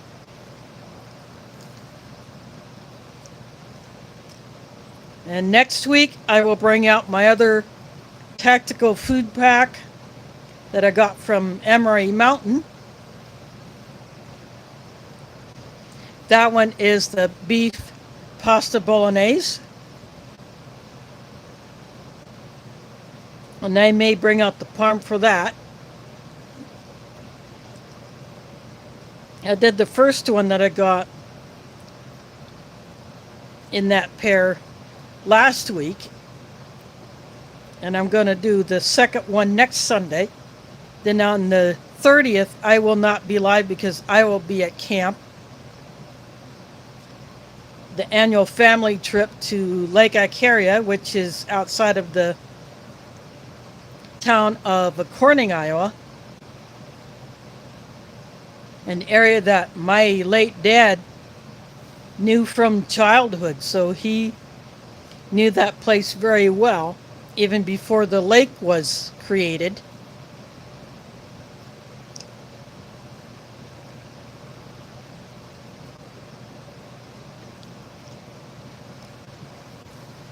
But several years ago, the county parks department started putting cabins around the lake in order to create more accessible camping options for seniors and people with disabilities. So we get a pair of cabins that are next to each other, one of them being accessible so that my mom can get her walker in and out.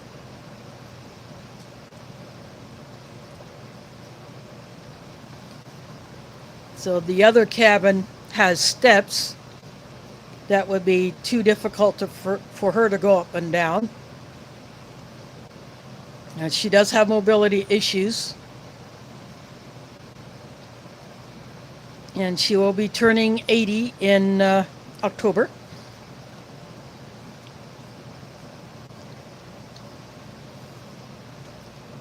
But she wants to come on these trips as long as she can. So we make it happen.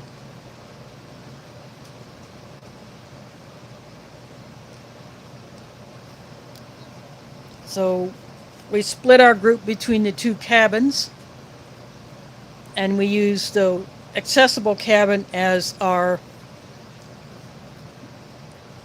you know, the little kitchenette. We make that one the working kitchen, and then the other kitchenette in the other cabin is simply additional storage,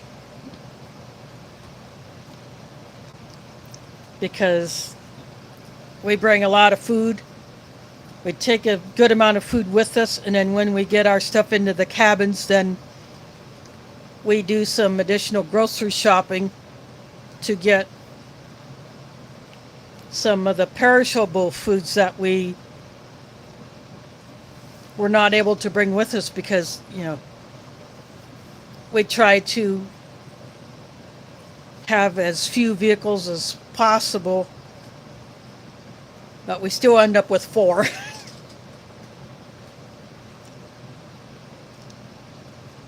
We got our fishing gear, we got our suitcases and camp chairs, got my sister's Blackstone, the propane tanks, and the Coleman camp stove.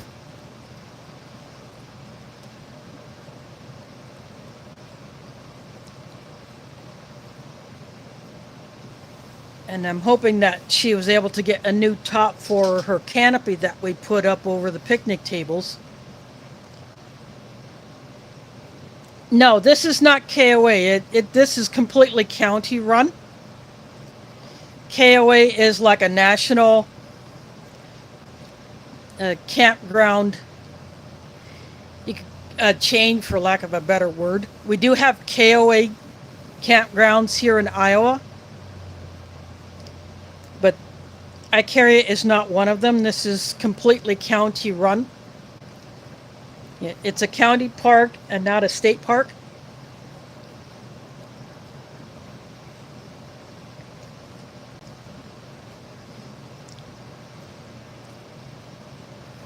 Yeah, it's been years since I last stayed at a KOA run campground.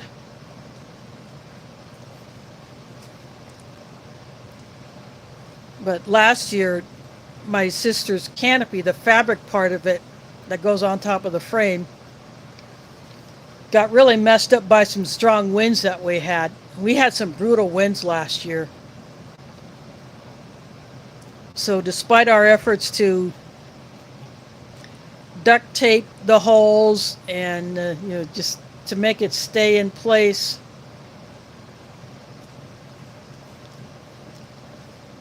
that fabric tarp top just got trashed. So I'm hoping that she got a new one, because you can buy just the tops for those canopies without having to buy a new frame along with it. Plus, she has 1 or 2 wall sections. Then we've also used a tarp, just one of those cheaper poly tarps, to put up as a sidewall if we have to.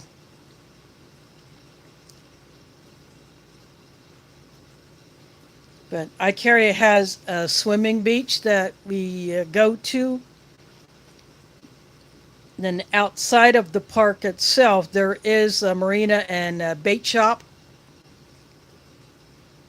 So people that go there do not have their fishing licenses can go there and buy a fishing license, either for like a day or a week. But I renew mine every year automatically through an app.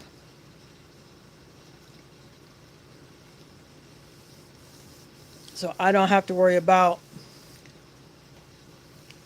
buying a fishing license once I'm there, because it's already been done.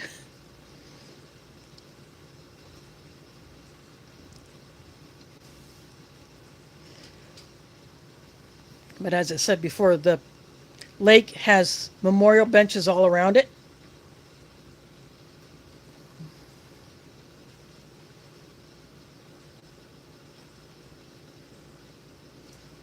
Yeah, the cabins, the accessible ones have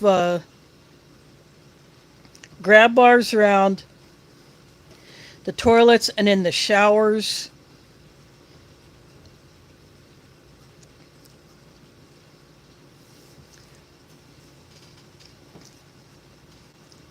And then last year, some newer cabins opened up that can hold up to 12 people, but they are so much more expensive.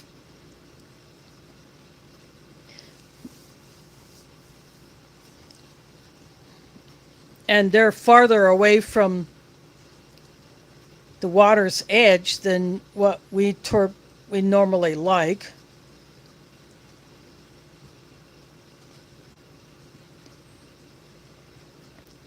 Plus, they tend to get snatched up faster when they go up for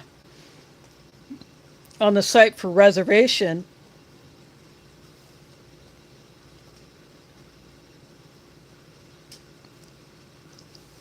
And it's just easier and actually less expensive to get two of the 6-person cabins.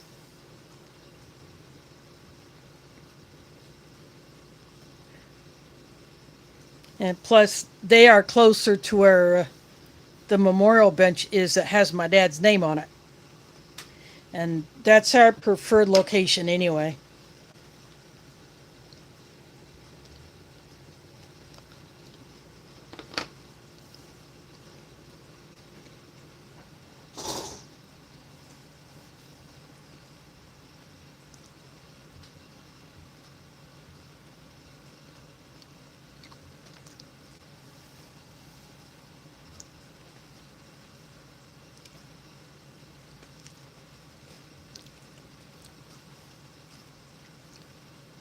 But just like all the tent sites and the RV sites, all the cabin sites have their own fire pits.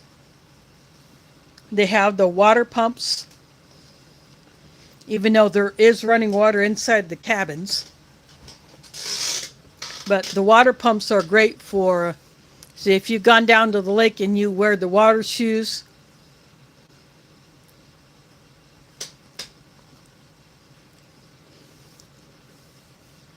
or you just need to rinse something off,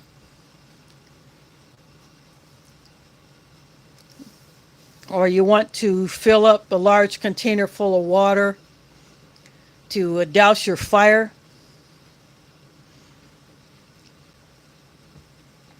you can do that from those pumps.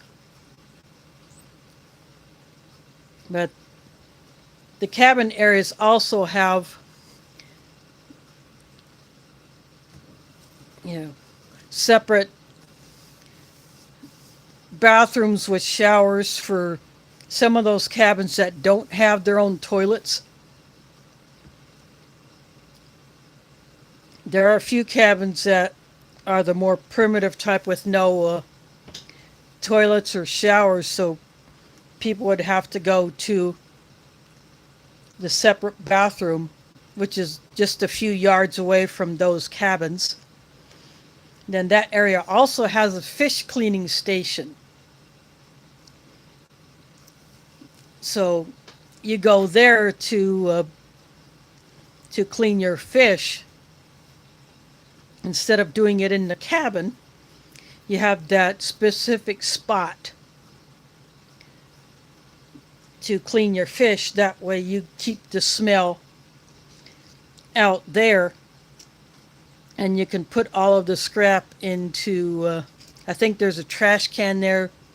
And I think it has running water as well, so you can rinse off and clean up that work table that's there when you're done cleaning your fish.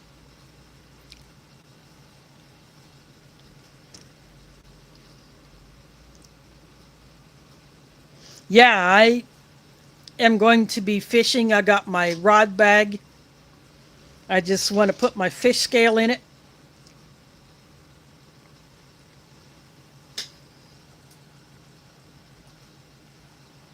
I bought that on Amazon, I think late May or early June.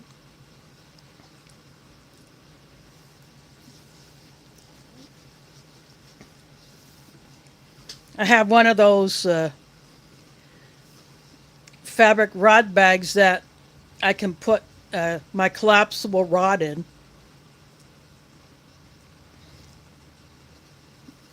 And it has two pockets on the outside of the bag that I put my fishing tackle in.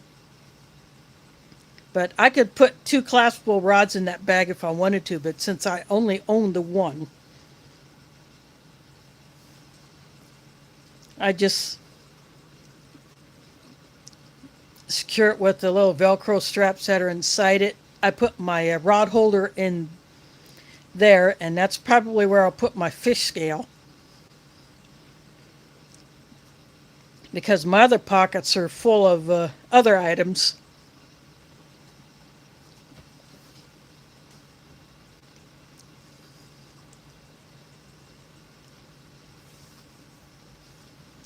In fact, I have a Buck 110 folding knife that looks exactly like the one that my late dad carried that I had seen when I was a kid. That was the only pocket knife I ever saw him carry, was a Buck 110.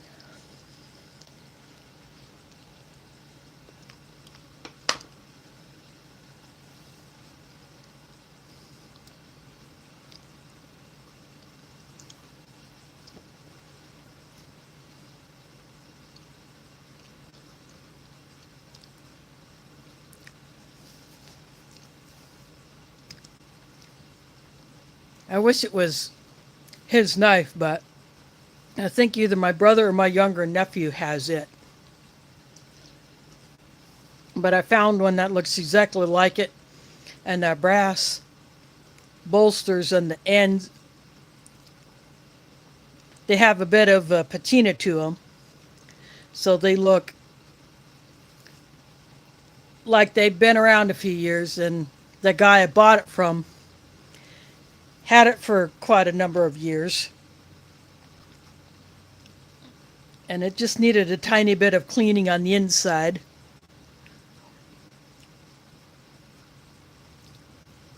But yeah, I keep that knife in that rod bag.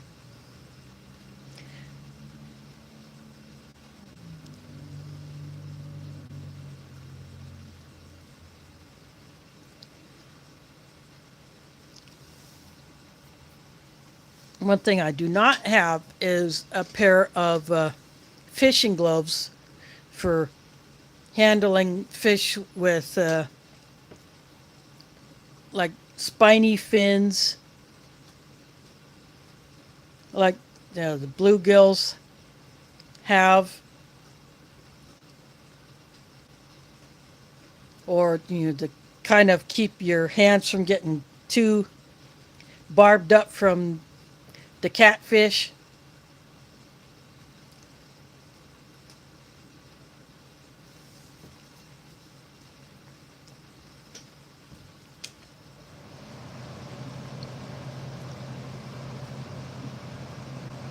But one of my sisters has those in her tackle box, and then my nephews and my brother have those gloves in their tackle boxes, but I still want to get a pair of my own.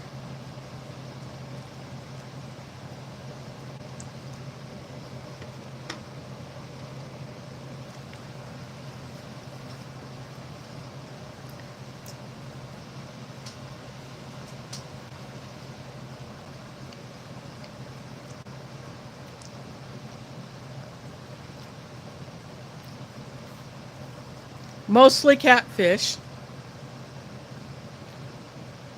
but Lake Icaria has bluegill, some perch, the sunfish, small and largemouth bass, and carp. And then there's another fish called a brim. There's bullheads in there, and there's some walleyes.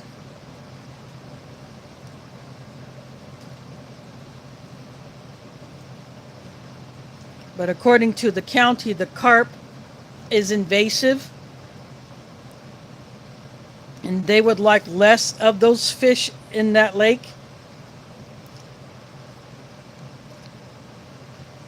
But a lot of people don't like to keep carp.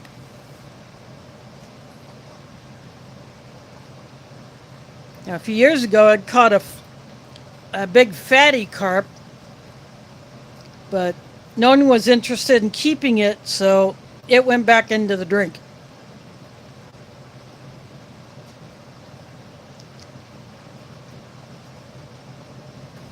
It had to be a 5-pound carp.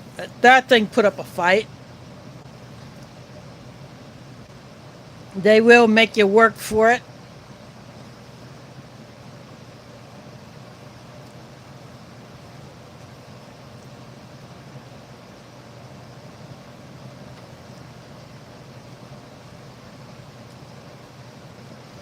So there is a good variety of fish in there. I have, but not for a long, long time.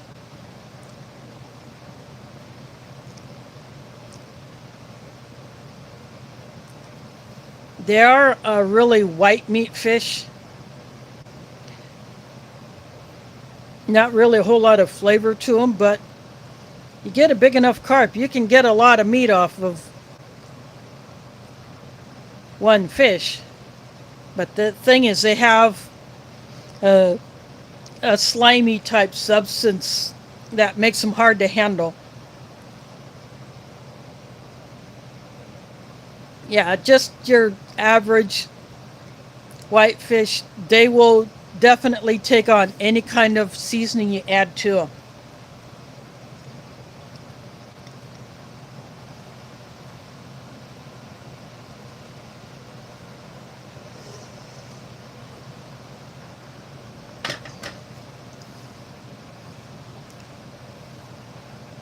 Now you could fillet it, you could batter it and deep fry it, you could cut it up into smaller pieces and then just saute it in butter and whatever other seasonings you might want on it.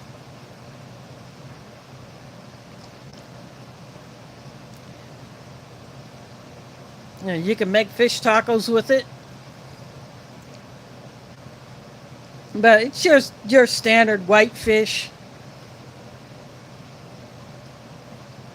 But nobody in my family really likes to mess with them.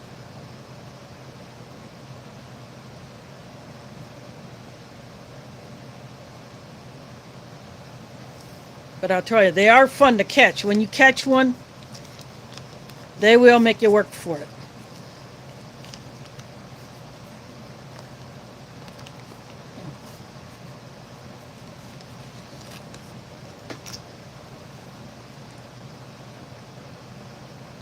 I have some peanut butter left in here that I didn't get put on the bagel, but I just end up sucking it right out of the pouch.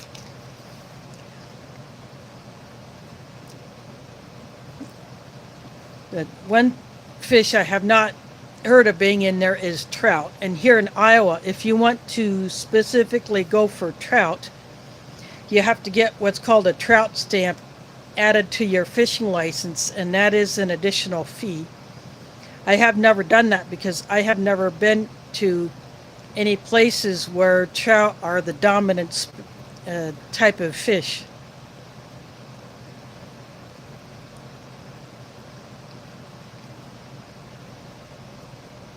There is James Ortiz in the house. Thanks for dropping in. I don't have much left. I got a couple bites of the first strike bar. I got some peanut butter left. I just finished off the protein shake, although I'll throw some water in there just to kind of collect that residue that's in the bottom. Got a bit of my coffee left, but as promised, I took this 2020 pack fettuccine and jazzed it up with some chicken chunks and some seasonings and parm from my kitchen. And I brought out that bagel that I got in one of the goodie boxes I got last year.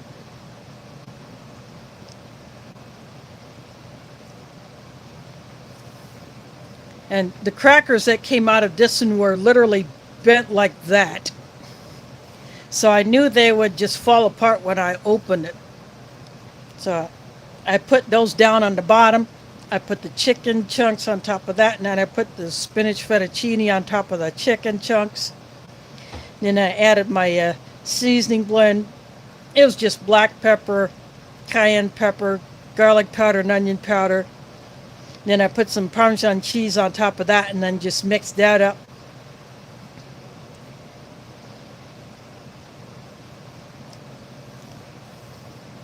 And that made it taste a whole lot better. I could still pick up the mushrooms that are in the spinach fettuccine. In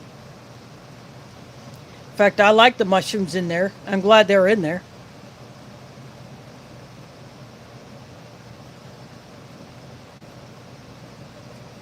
Didn't add any salt because I knew that the chicken would have a lot of salt in it.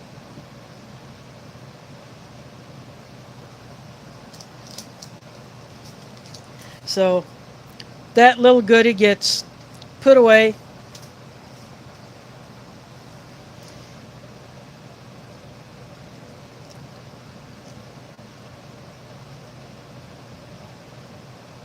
So that bagel that I got in one of the goodie boxes, that tasted pretty good. So much better than the wheat snack bread.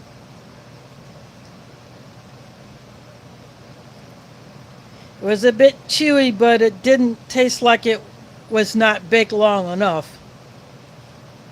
Because I have had bagels from a bakery that were like that.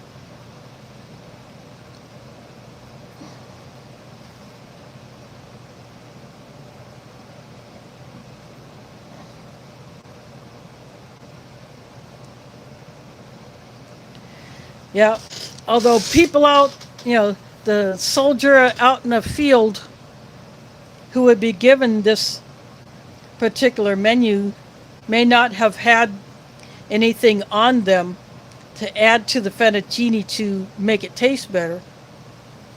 And because it's a vegetarian, no meat, that would be why the protein shake was added. I got some water in my bottle. I'm just going to throw it in the drinking jar.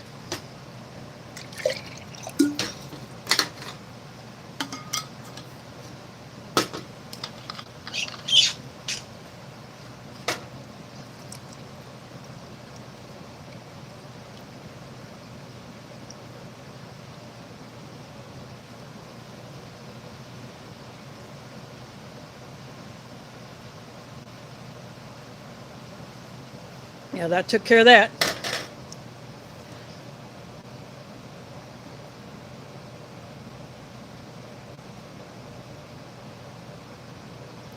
Well, that's good to cool down for you.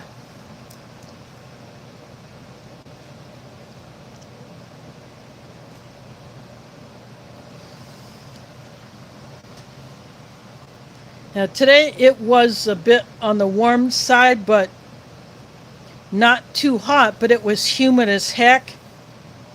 And the smoke was bad here. In fact, we had the air quality warning because it was in the unhealthy category. The unhealthy for everyone category was the number that they give is above 150 to I think 300 on whatever scale that is for the pollution level.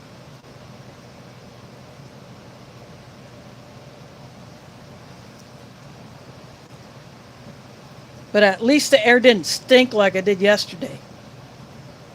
I'd gone out on my deck to check on my plants. I still haven't had to water them since this past Wednesday's storms, but I think I lost my moringa. Because that thing is not supposed to get a whole lot of water. But because that bucket was right next to the deck rail, And the drain holes in it are so small because it was a tree watering bucket that lost its handle. It was just laying on the ground, so I rescued it. And at first it became my compost bucket, but then when I found that dirty tote that was just laying on the ground, I decided to make that my compost bin. It holds a lot more than the bucket does because I'd maxed out the bucket.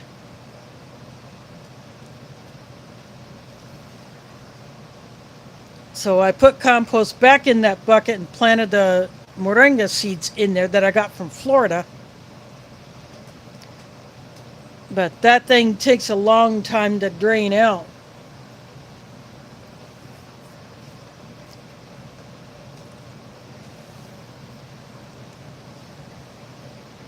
So I may, so if I do anything like that again, because I have more of the moringa seeds, but I put 3 of them in the bucket.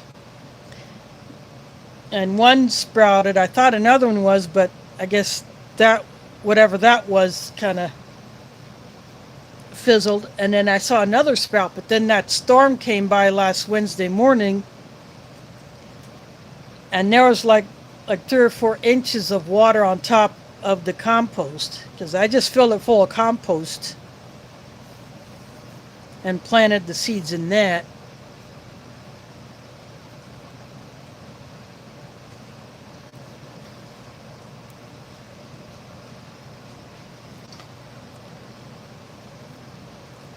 Around here they use 2 different systems for watering young trees.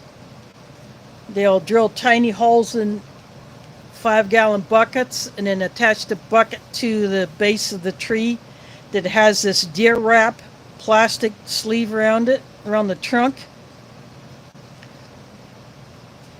And then water gets put in there. That way it trickles down at a steady rate, or if rain falls in that bucket, although sometimes those buckets will get knocked over and spill whatever water's in them, or some nuthead will knock them over. And then other trees will have watering bags that are put around the base of the tree, and then they're filled with water and then tied up at the top. And then water slowly trickles out of those bags.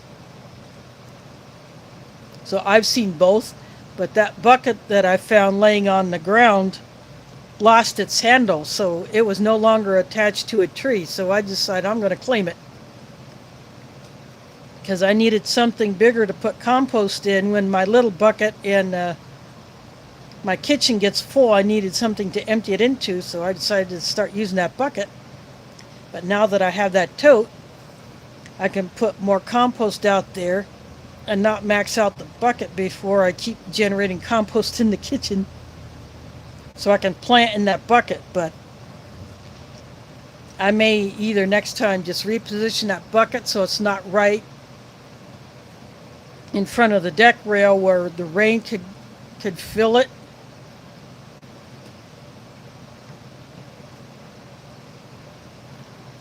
Because I get rain coming in from the north and the east, since my deck faces north and I'm at the end of the building, so the east end of my deck is open. The west end of my deck has the partition that divides my half of it from my neighbor's half. So it's kind of a privacy thing, but it's slatted so that there's airflow through it. So it's not like a solid wall.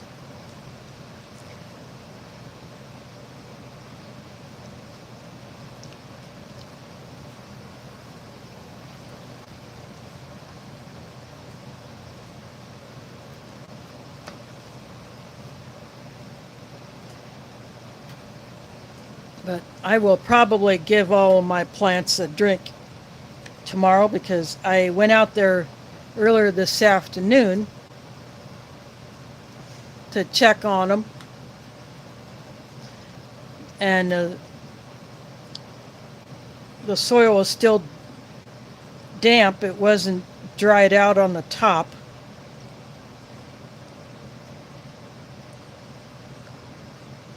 But speaking of plants, I went to the baby shower for my in-law niece, who's going to be having her second child. This and with her new husband. And so they had some succulents, some kind of a cactus type that they were giving to people. So I brought one of those home. So I put that on my shelf that's at the east end of my deck, in between two of my other pots, and I gave it a little bit of a drink.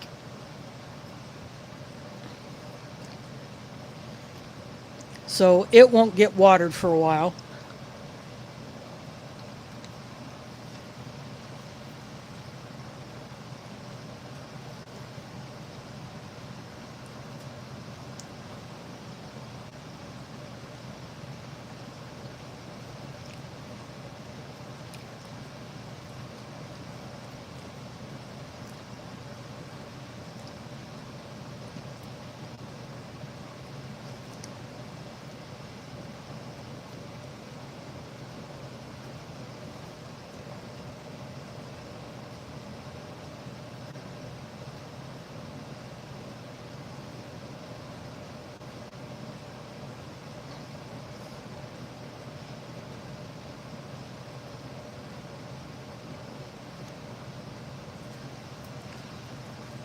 Yeah, it can be difficult, but some of my plants are doing pretty good. Some others that I thought might have been messed up by the storm are actually starting to perk back up with the sun. And one of them is starting to show signs of flowering. I didn't notice that yesterday, but I noticed that today. So maybe tomorrow I might post some pictures of it, and I might shoot a little video, and of course I'll take a picture of that little cactus, that little succulent thing. That one succulent I rescued last year, I brought it inside, but it was hitting the ceiling because I had it on top of my cabinet so that my cat couldn't get at it. And it was, the pads at the top were breaking.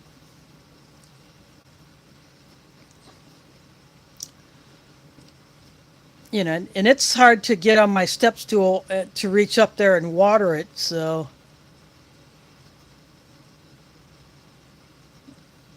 when it started breaking up, I just broke it apart and put it in my compost.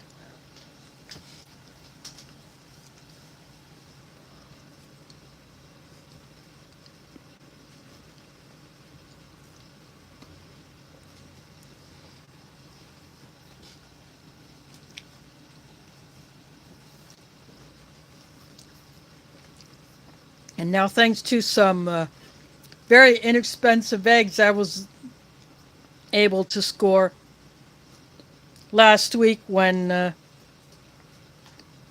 local store chain had them for 98 cents a dozen for the store brand large eggs. I bought a dozen, and so I ate some of the eggs, and then I rinsed out the shells, and then I got them in a container on the deck that has holes in it that I could eventually plant in. It's a hummus container that I pop some slits in. So they're in that container out on the deck. And then they will eventually go into my compost out there. Because you can put eggshells in compost. You can put like mussel shells, clam shells, oyster shells.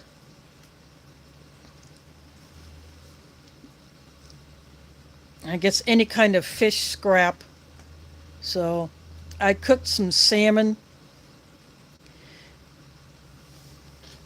that I had in my freezer. It was a big enough piece I can get 2 meals out of it. So I don't eat the salmon skin, so I took that out, put it in, I kind of dug into the compost a little bit. I put that salmon skin in there and then I just buried it.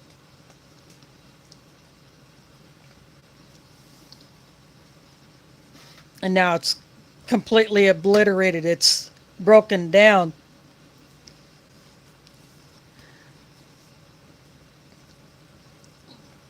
So I don't even see it in there anymore.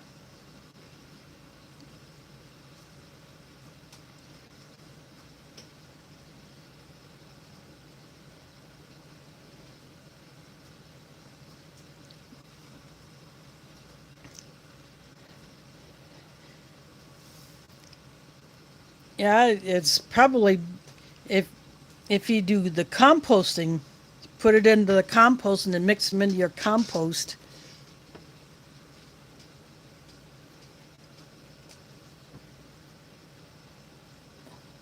Yeah, that would be the way to go because you can put when you mow grass or you cut weeds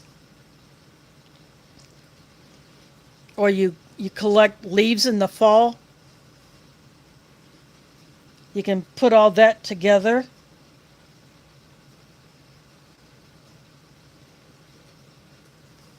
Of course, there are lots of videos on YouTube about starting compost.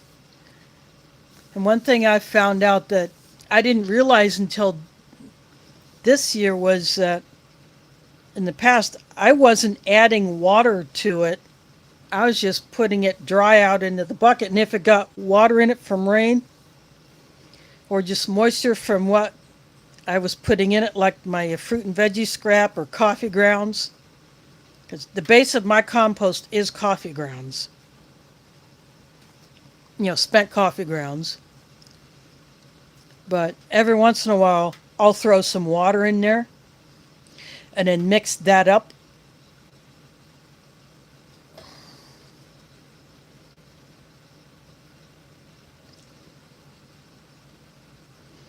Yeah, leaves, grass clippings, any kind of fruit and veggie scrap.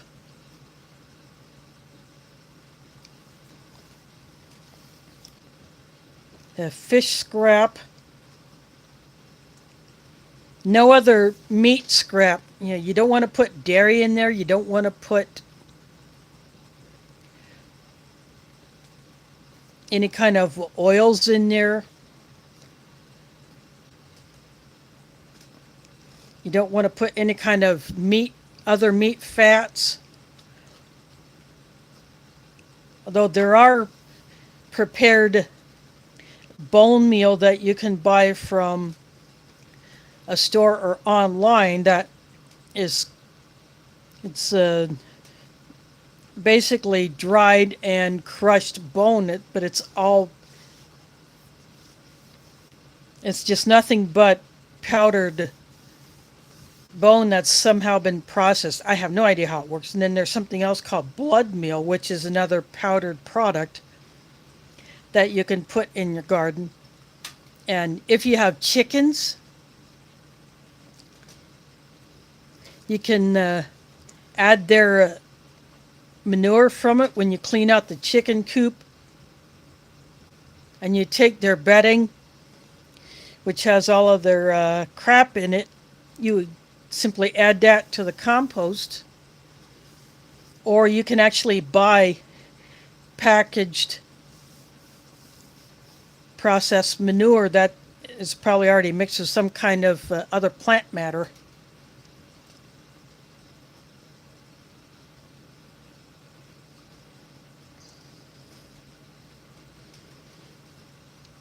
Yeah, and if you have a woodworking shop,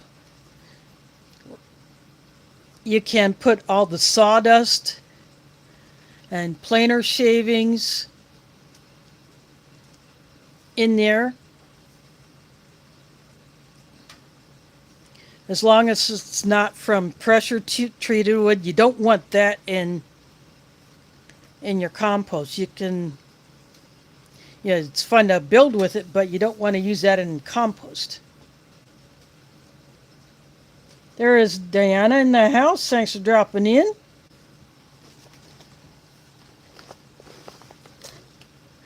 This was a 2020 Spinach pack cream spinach fettuccine that I jazzed up with some chicken and some seasonings and some parm from my kitchen. I had a retort pouch of the chicken that came from a civilian ration.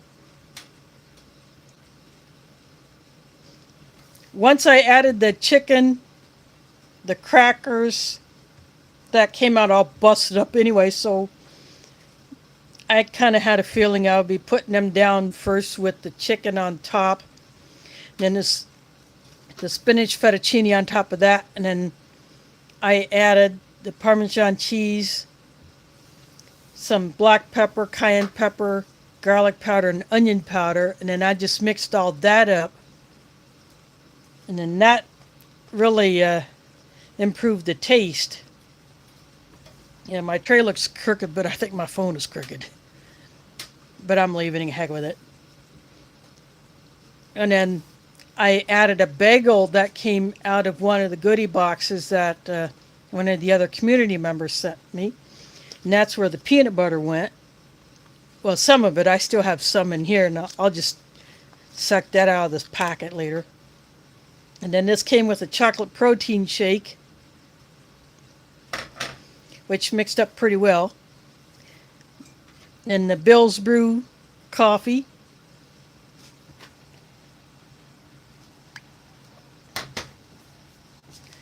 This also came with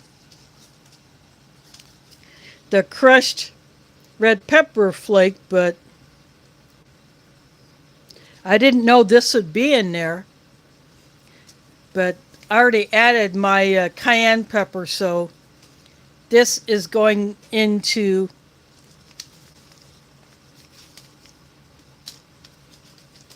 a bag that I have all of my I have a bag that only has seasoning packets from rations, like the salt, anything like this. Any other seasoning packets that either came from civilian rations or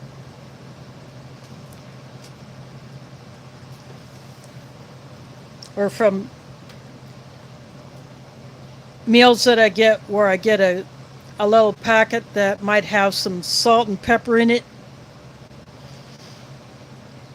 or I just pick up when I'm at a place where I can grab those if I want. All of those go into my camping food bag.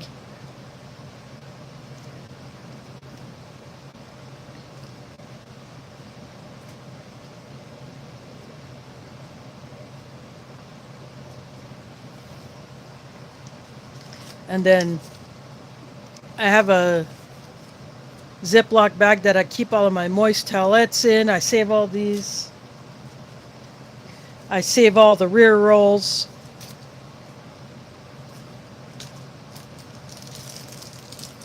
And all of my plastic utensils that I collect go into bags. Those become part of my emergency supply. So in the event I have to restrict my water usage here, I use all of my disposable tableware.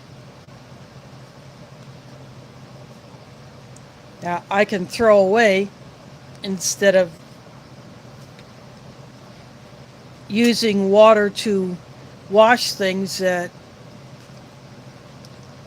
would better be saved for personal hygiene and drinking and food prep, and giving to my cat.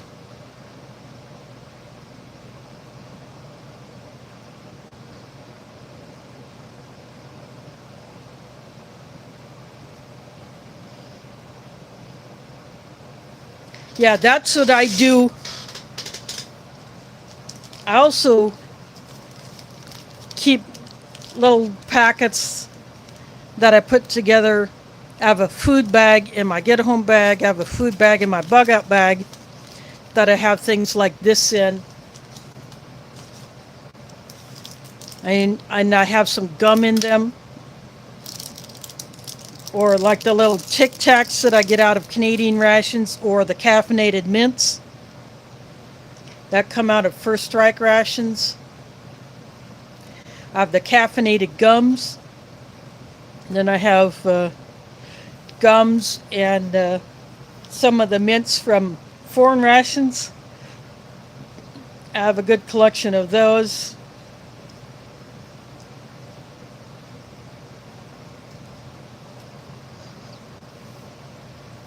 And of course,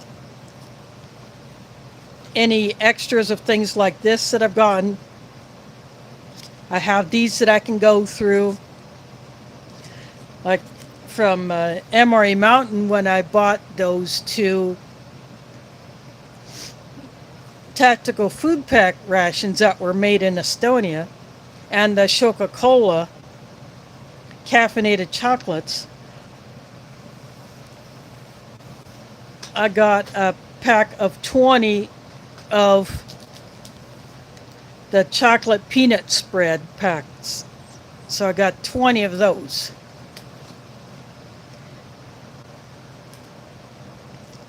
And my cat's running around like a crazy cat. Well, she was until she got up on one of her favorite high places.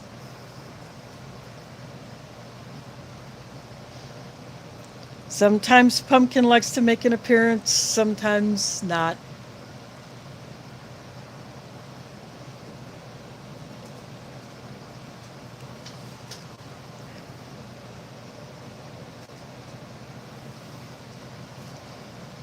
And now she went somewhere else.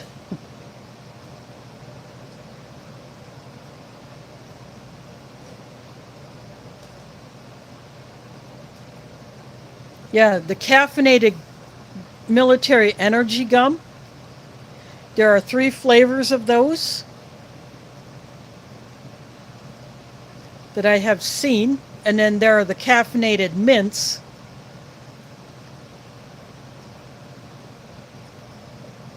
So either one of those you can find in the First Strike rations.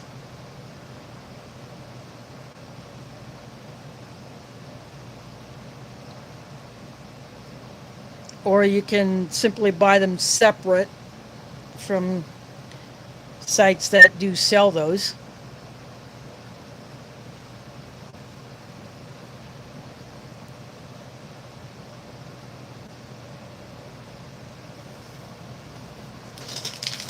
But these beverage bags, I save all of these. I like to use them to put items in that I want to keep dry.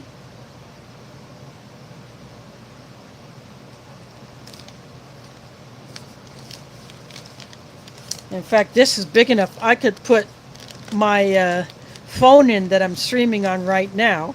I could put that in here.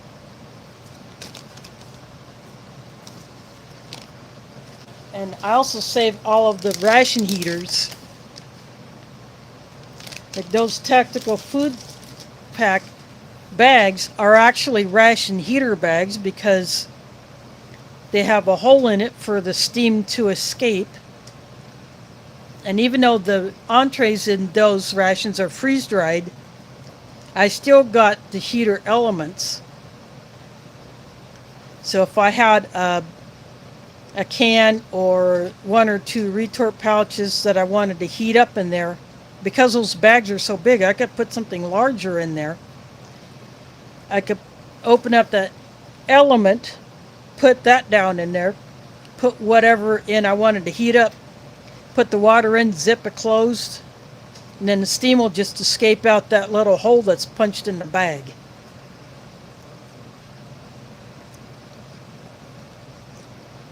So next week when I open up that other tactical food pack ration, instead of using the ration bag as a trash bag like I do here, So I got all trash in there. I will use another bag to collect my trash. And then I will put the heater element packet sealed up inside of that ration bag. Close that up, fold it up, put it in a bag that I have ration heaters in. That way, if I have to use one,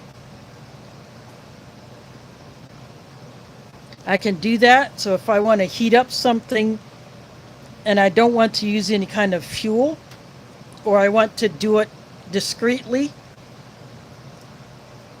I can do that. And because I have the salt packets, if I need to, I could throw some salt in there to help the older ones kick off.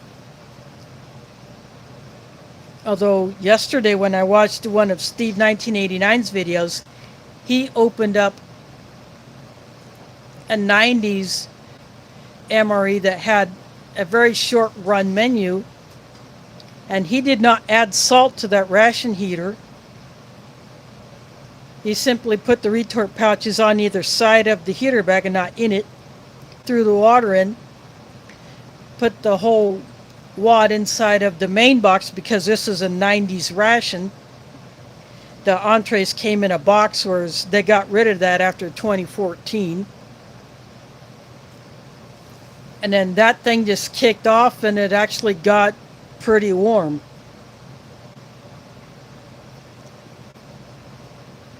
And that was without even adding the salt to it.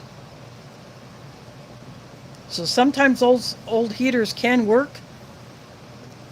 Sometimes they can be complete duds, but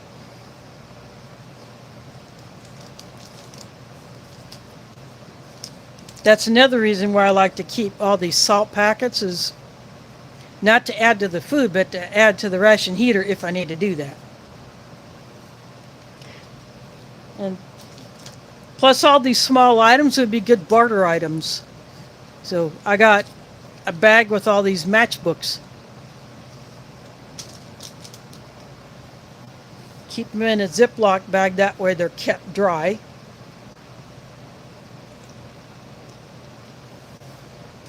So if I need to barter some matches for something else, I can do that.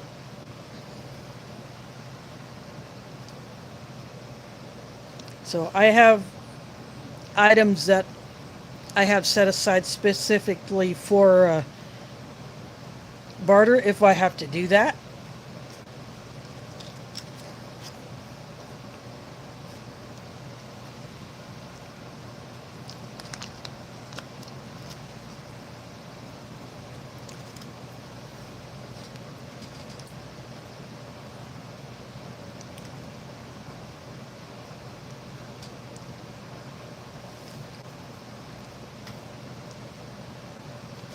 So that's another thing that I do as a prepper, is have a barter stash.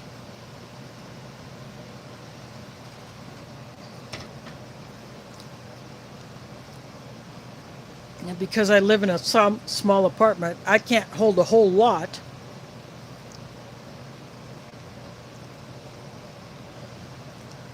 So I am going to have to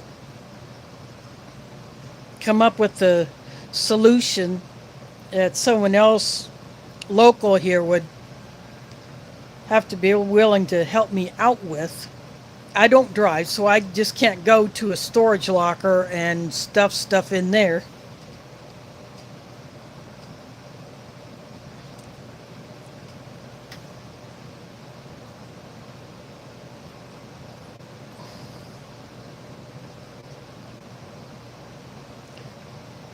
Yeah, there's one that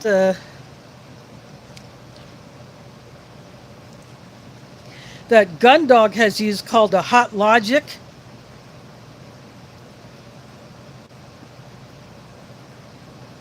But I think that one is an electric one. There's another one, I've seen it on another channel, and then I've seen it on one called Crazy Russian Hacker.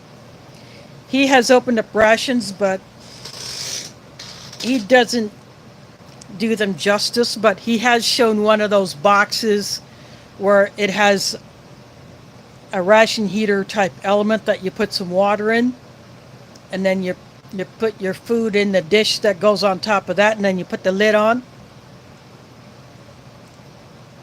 Now, something like that would be very cool to have.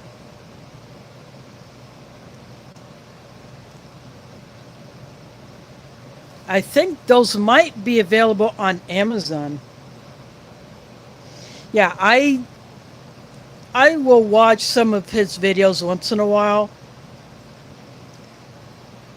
but he's gotten into stuff that I think is just a little bit too, I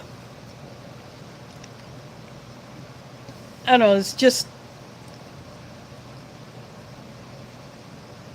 he just shows off a bunch of stuff that he gets.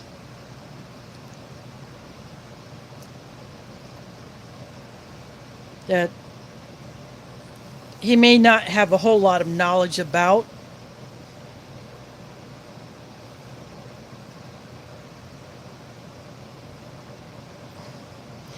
Yeah, I mean, Emmy has done a lot more real cooking videos than ration reviews, although she will open up a ration now and then.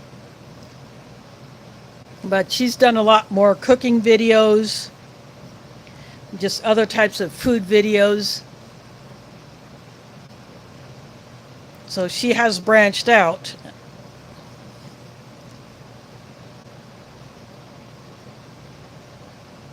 Yeah, but Steve 1989 put up 2 videos yesterday.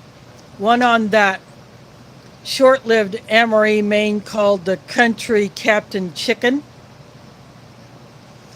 And then he also uploaded a video on what was called tube food for the U-2 spy plane pilots, where they fly up so high that they have to wear something that's close to a spacesuit, and they cannot open their helmets to eat or drink. They have to do it through a tube that would be inserted into a port in their helmet, that they would suck the pureed food or a drink from that.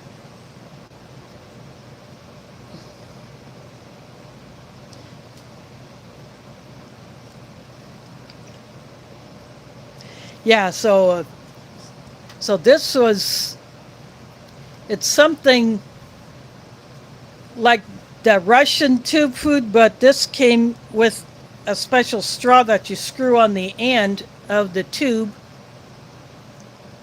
and then you put the other end of the straw through the port in the helmet, so it can go into your mouth, and then you would just suck. You'd squeeze the food through that tube and through that straw into your mouth, and that's how you would take your nutrition during your flight. And he said those U-2 pilots, they would be up in the air for 12 hours straight, and they had to have food that would not make them want to go number 2. That the way their suits were designed, these guys, it's probably men. It'd be much easier for men to pull this off, to be able to pee and have that contained. Whereas for a woman, yeah, not so much.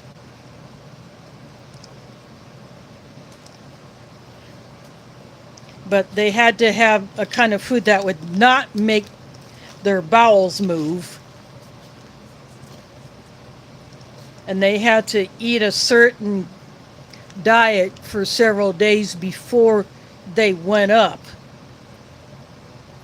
for their flight.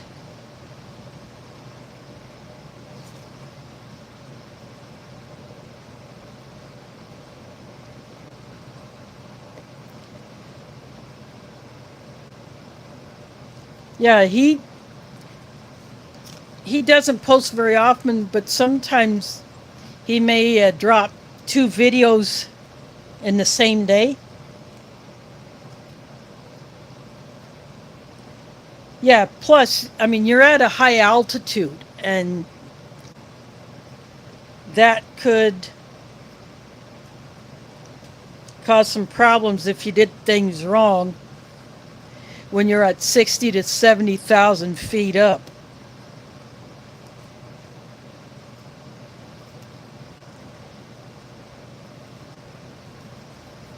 And like I said, they're pretty much wearing spacesuits because they have probably little to no oxygen or air pressure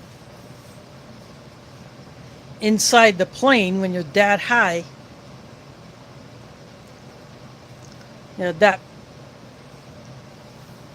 the air pressure that the body is designed to sustain has to be supplied by their suits.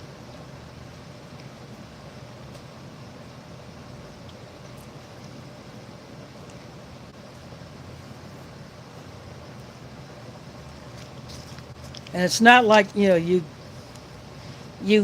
put a diaper on, put your suit on, and then go up.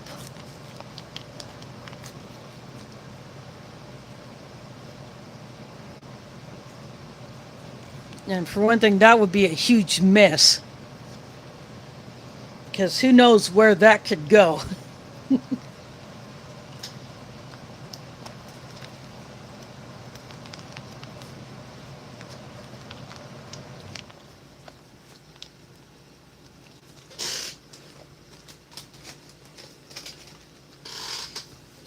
I just emptied the peanut butter packet.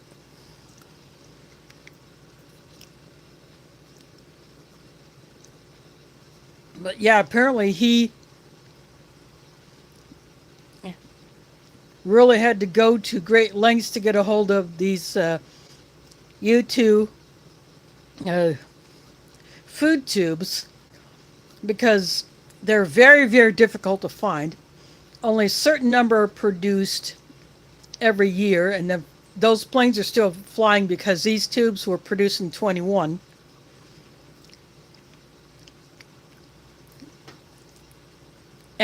But he said the planes have heaters that you could put the tubes in to warm them, and the food came out a lot easier, and you could suck it through the straw easier when it was heated.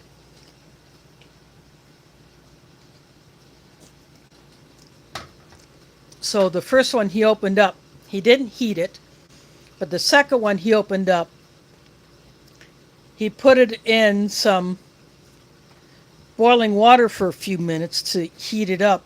And he said that one was very, very easy to suck out of the tube through the straw. And he was sucking it through the straw. But he did squeeze some out to show what it would look like.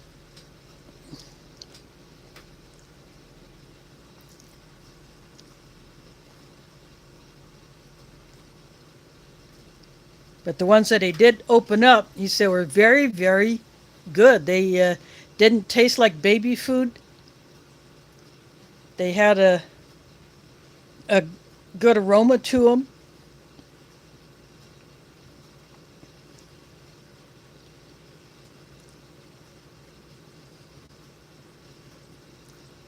But he wants to find some more of those food tubes.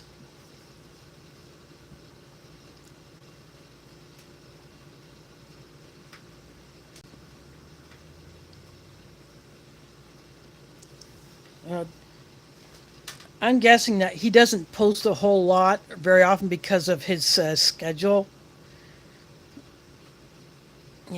I'm sure he has a job outside of YouTube, but he has to,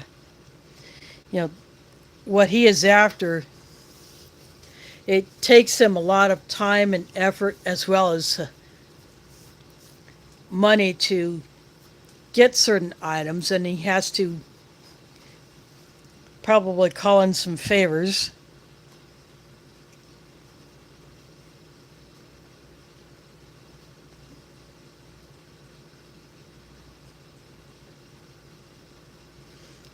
And of course, what Smokey opened up last night on his stream was pretty interesting. He had two different versions of the same menu. A civilian ration that was only produced for a few years, and then the mil spec version that would be that's actually labeled as military MRE, but he will open those up at a separate time. He didn't open up those bags, he just took them out of the box that they came in.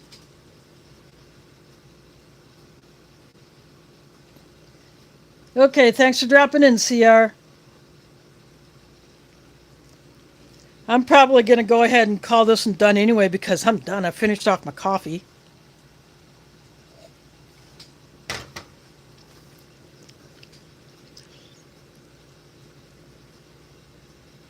Yeah, those are some interesting things.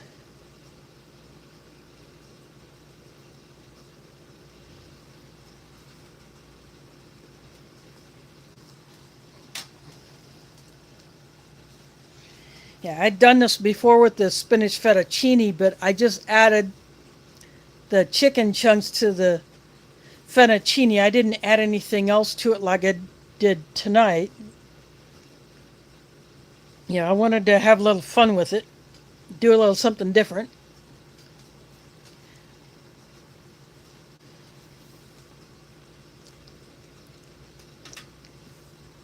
But next week will be the beef pasta bolognese, and I may bring back out some Parmesan cheese to put on top of that, just for the sheer heck of it.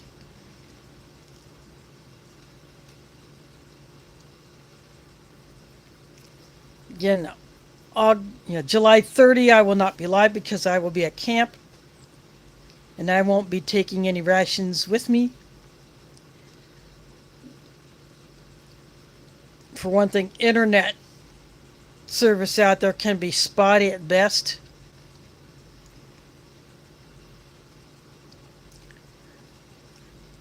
Plus, this is purely family time. Yep.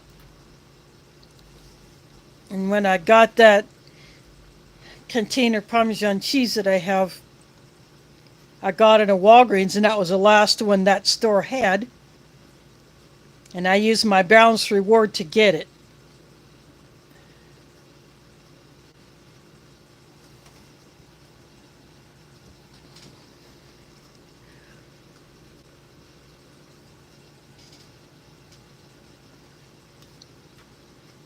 Yeah, that's that reward program that Walgreens has.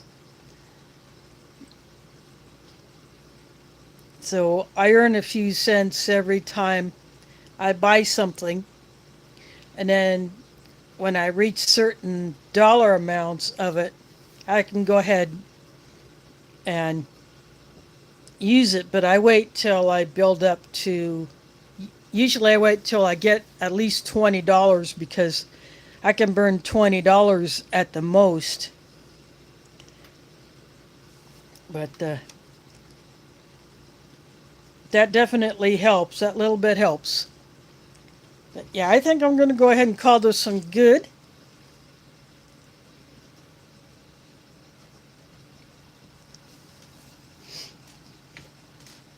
I do want to thank you all for hanging out with me tonight. And for those that are catching up on the replay, again, if you're looking at the chat replay and you see any lapses in chat, that probably means people got booted out, and I was waiting for them to come back in. But anyway, same time next Sunday, 7 p.m. Central, 8 Eastern U.S. time. And thanks for watching, and catch you on the flip side.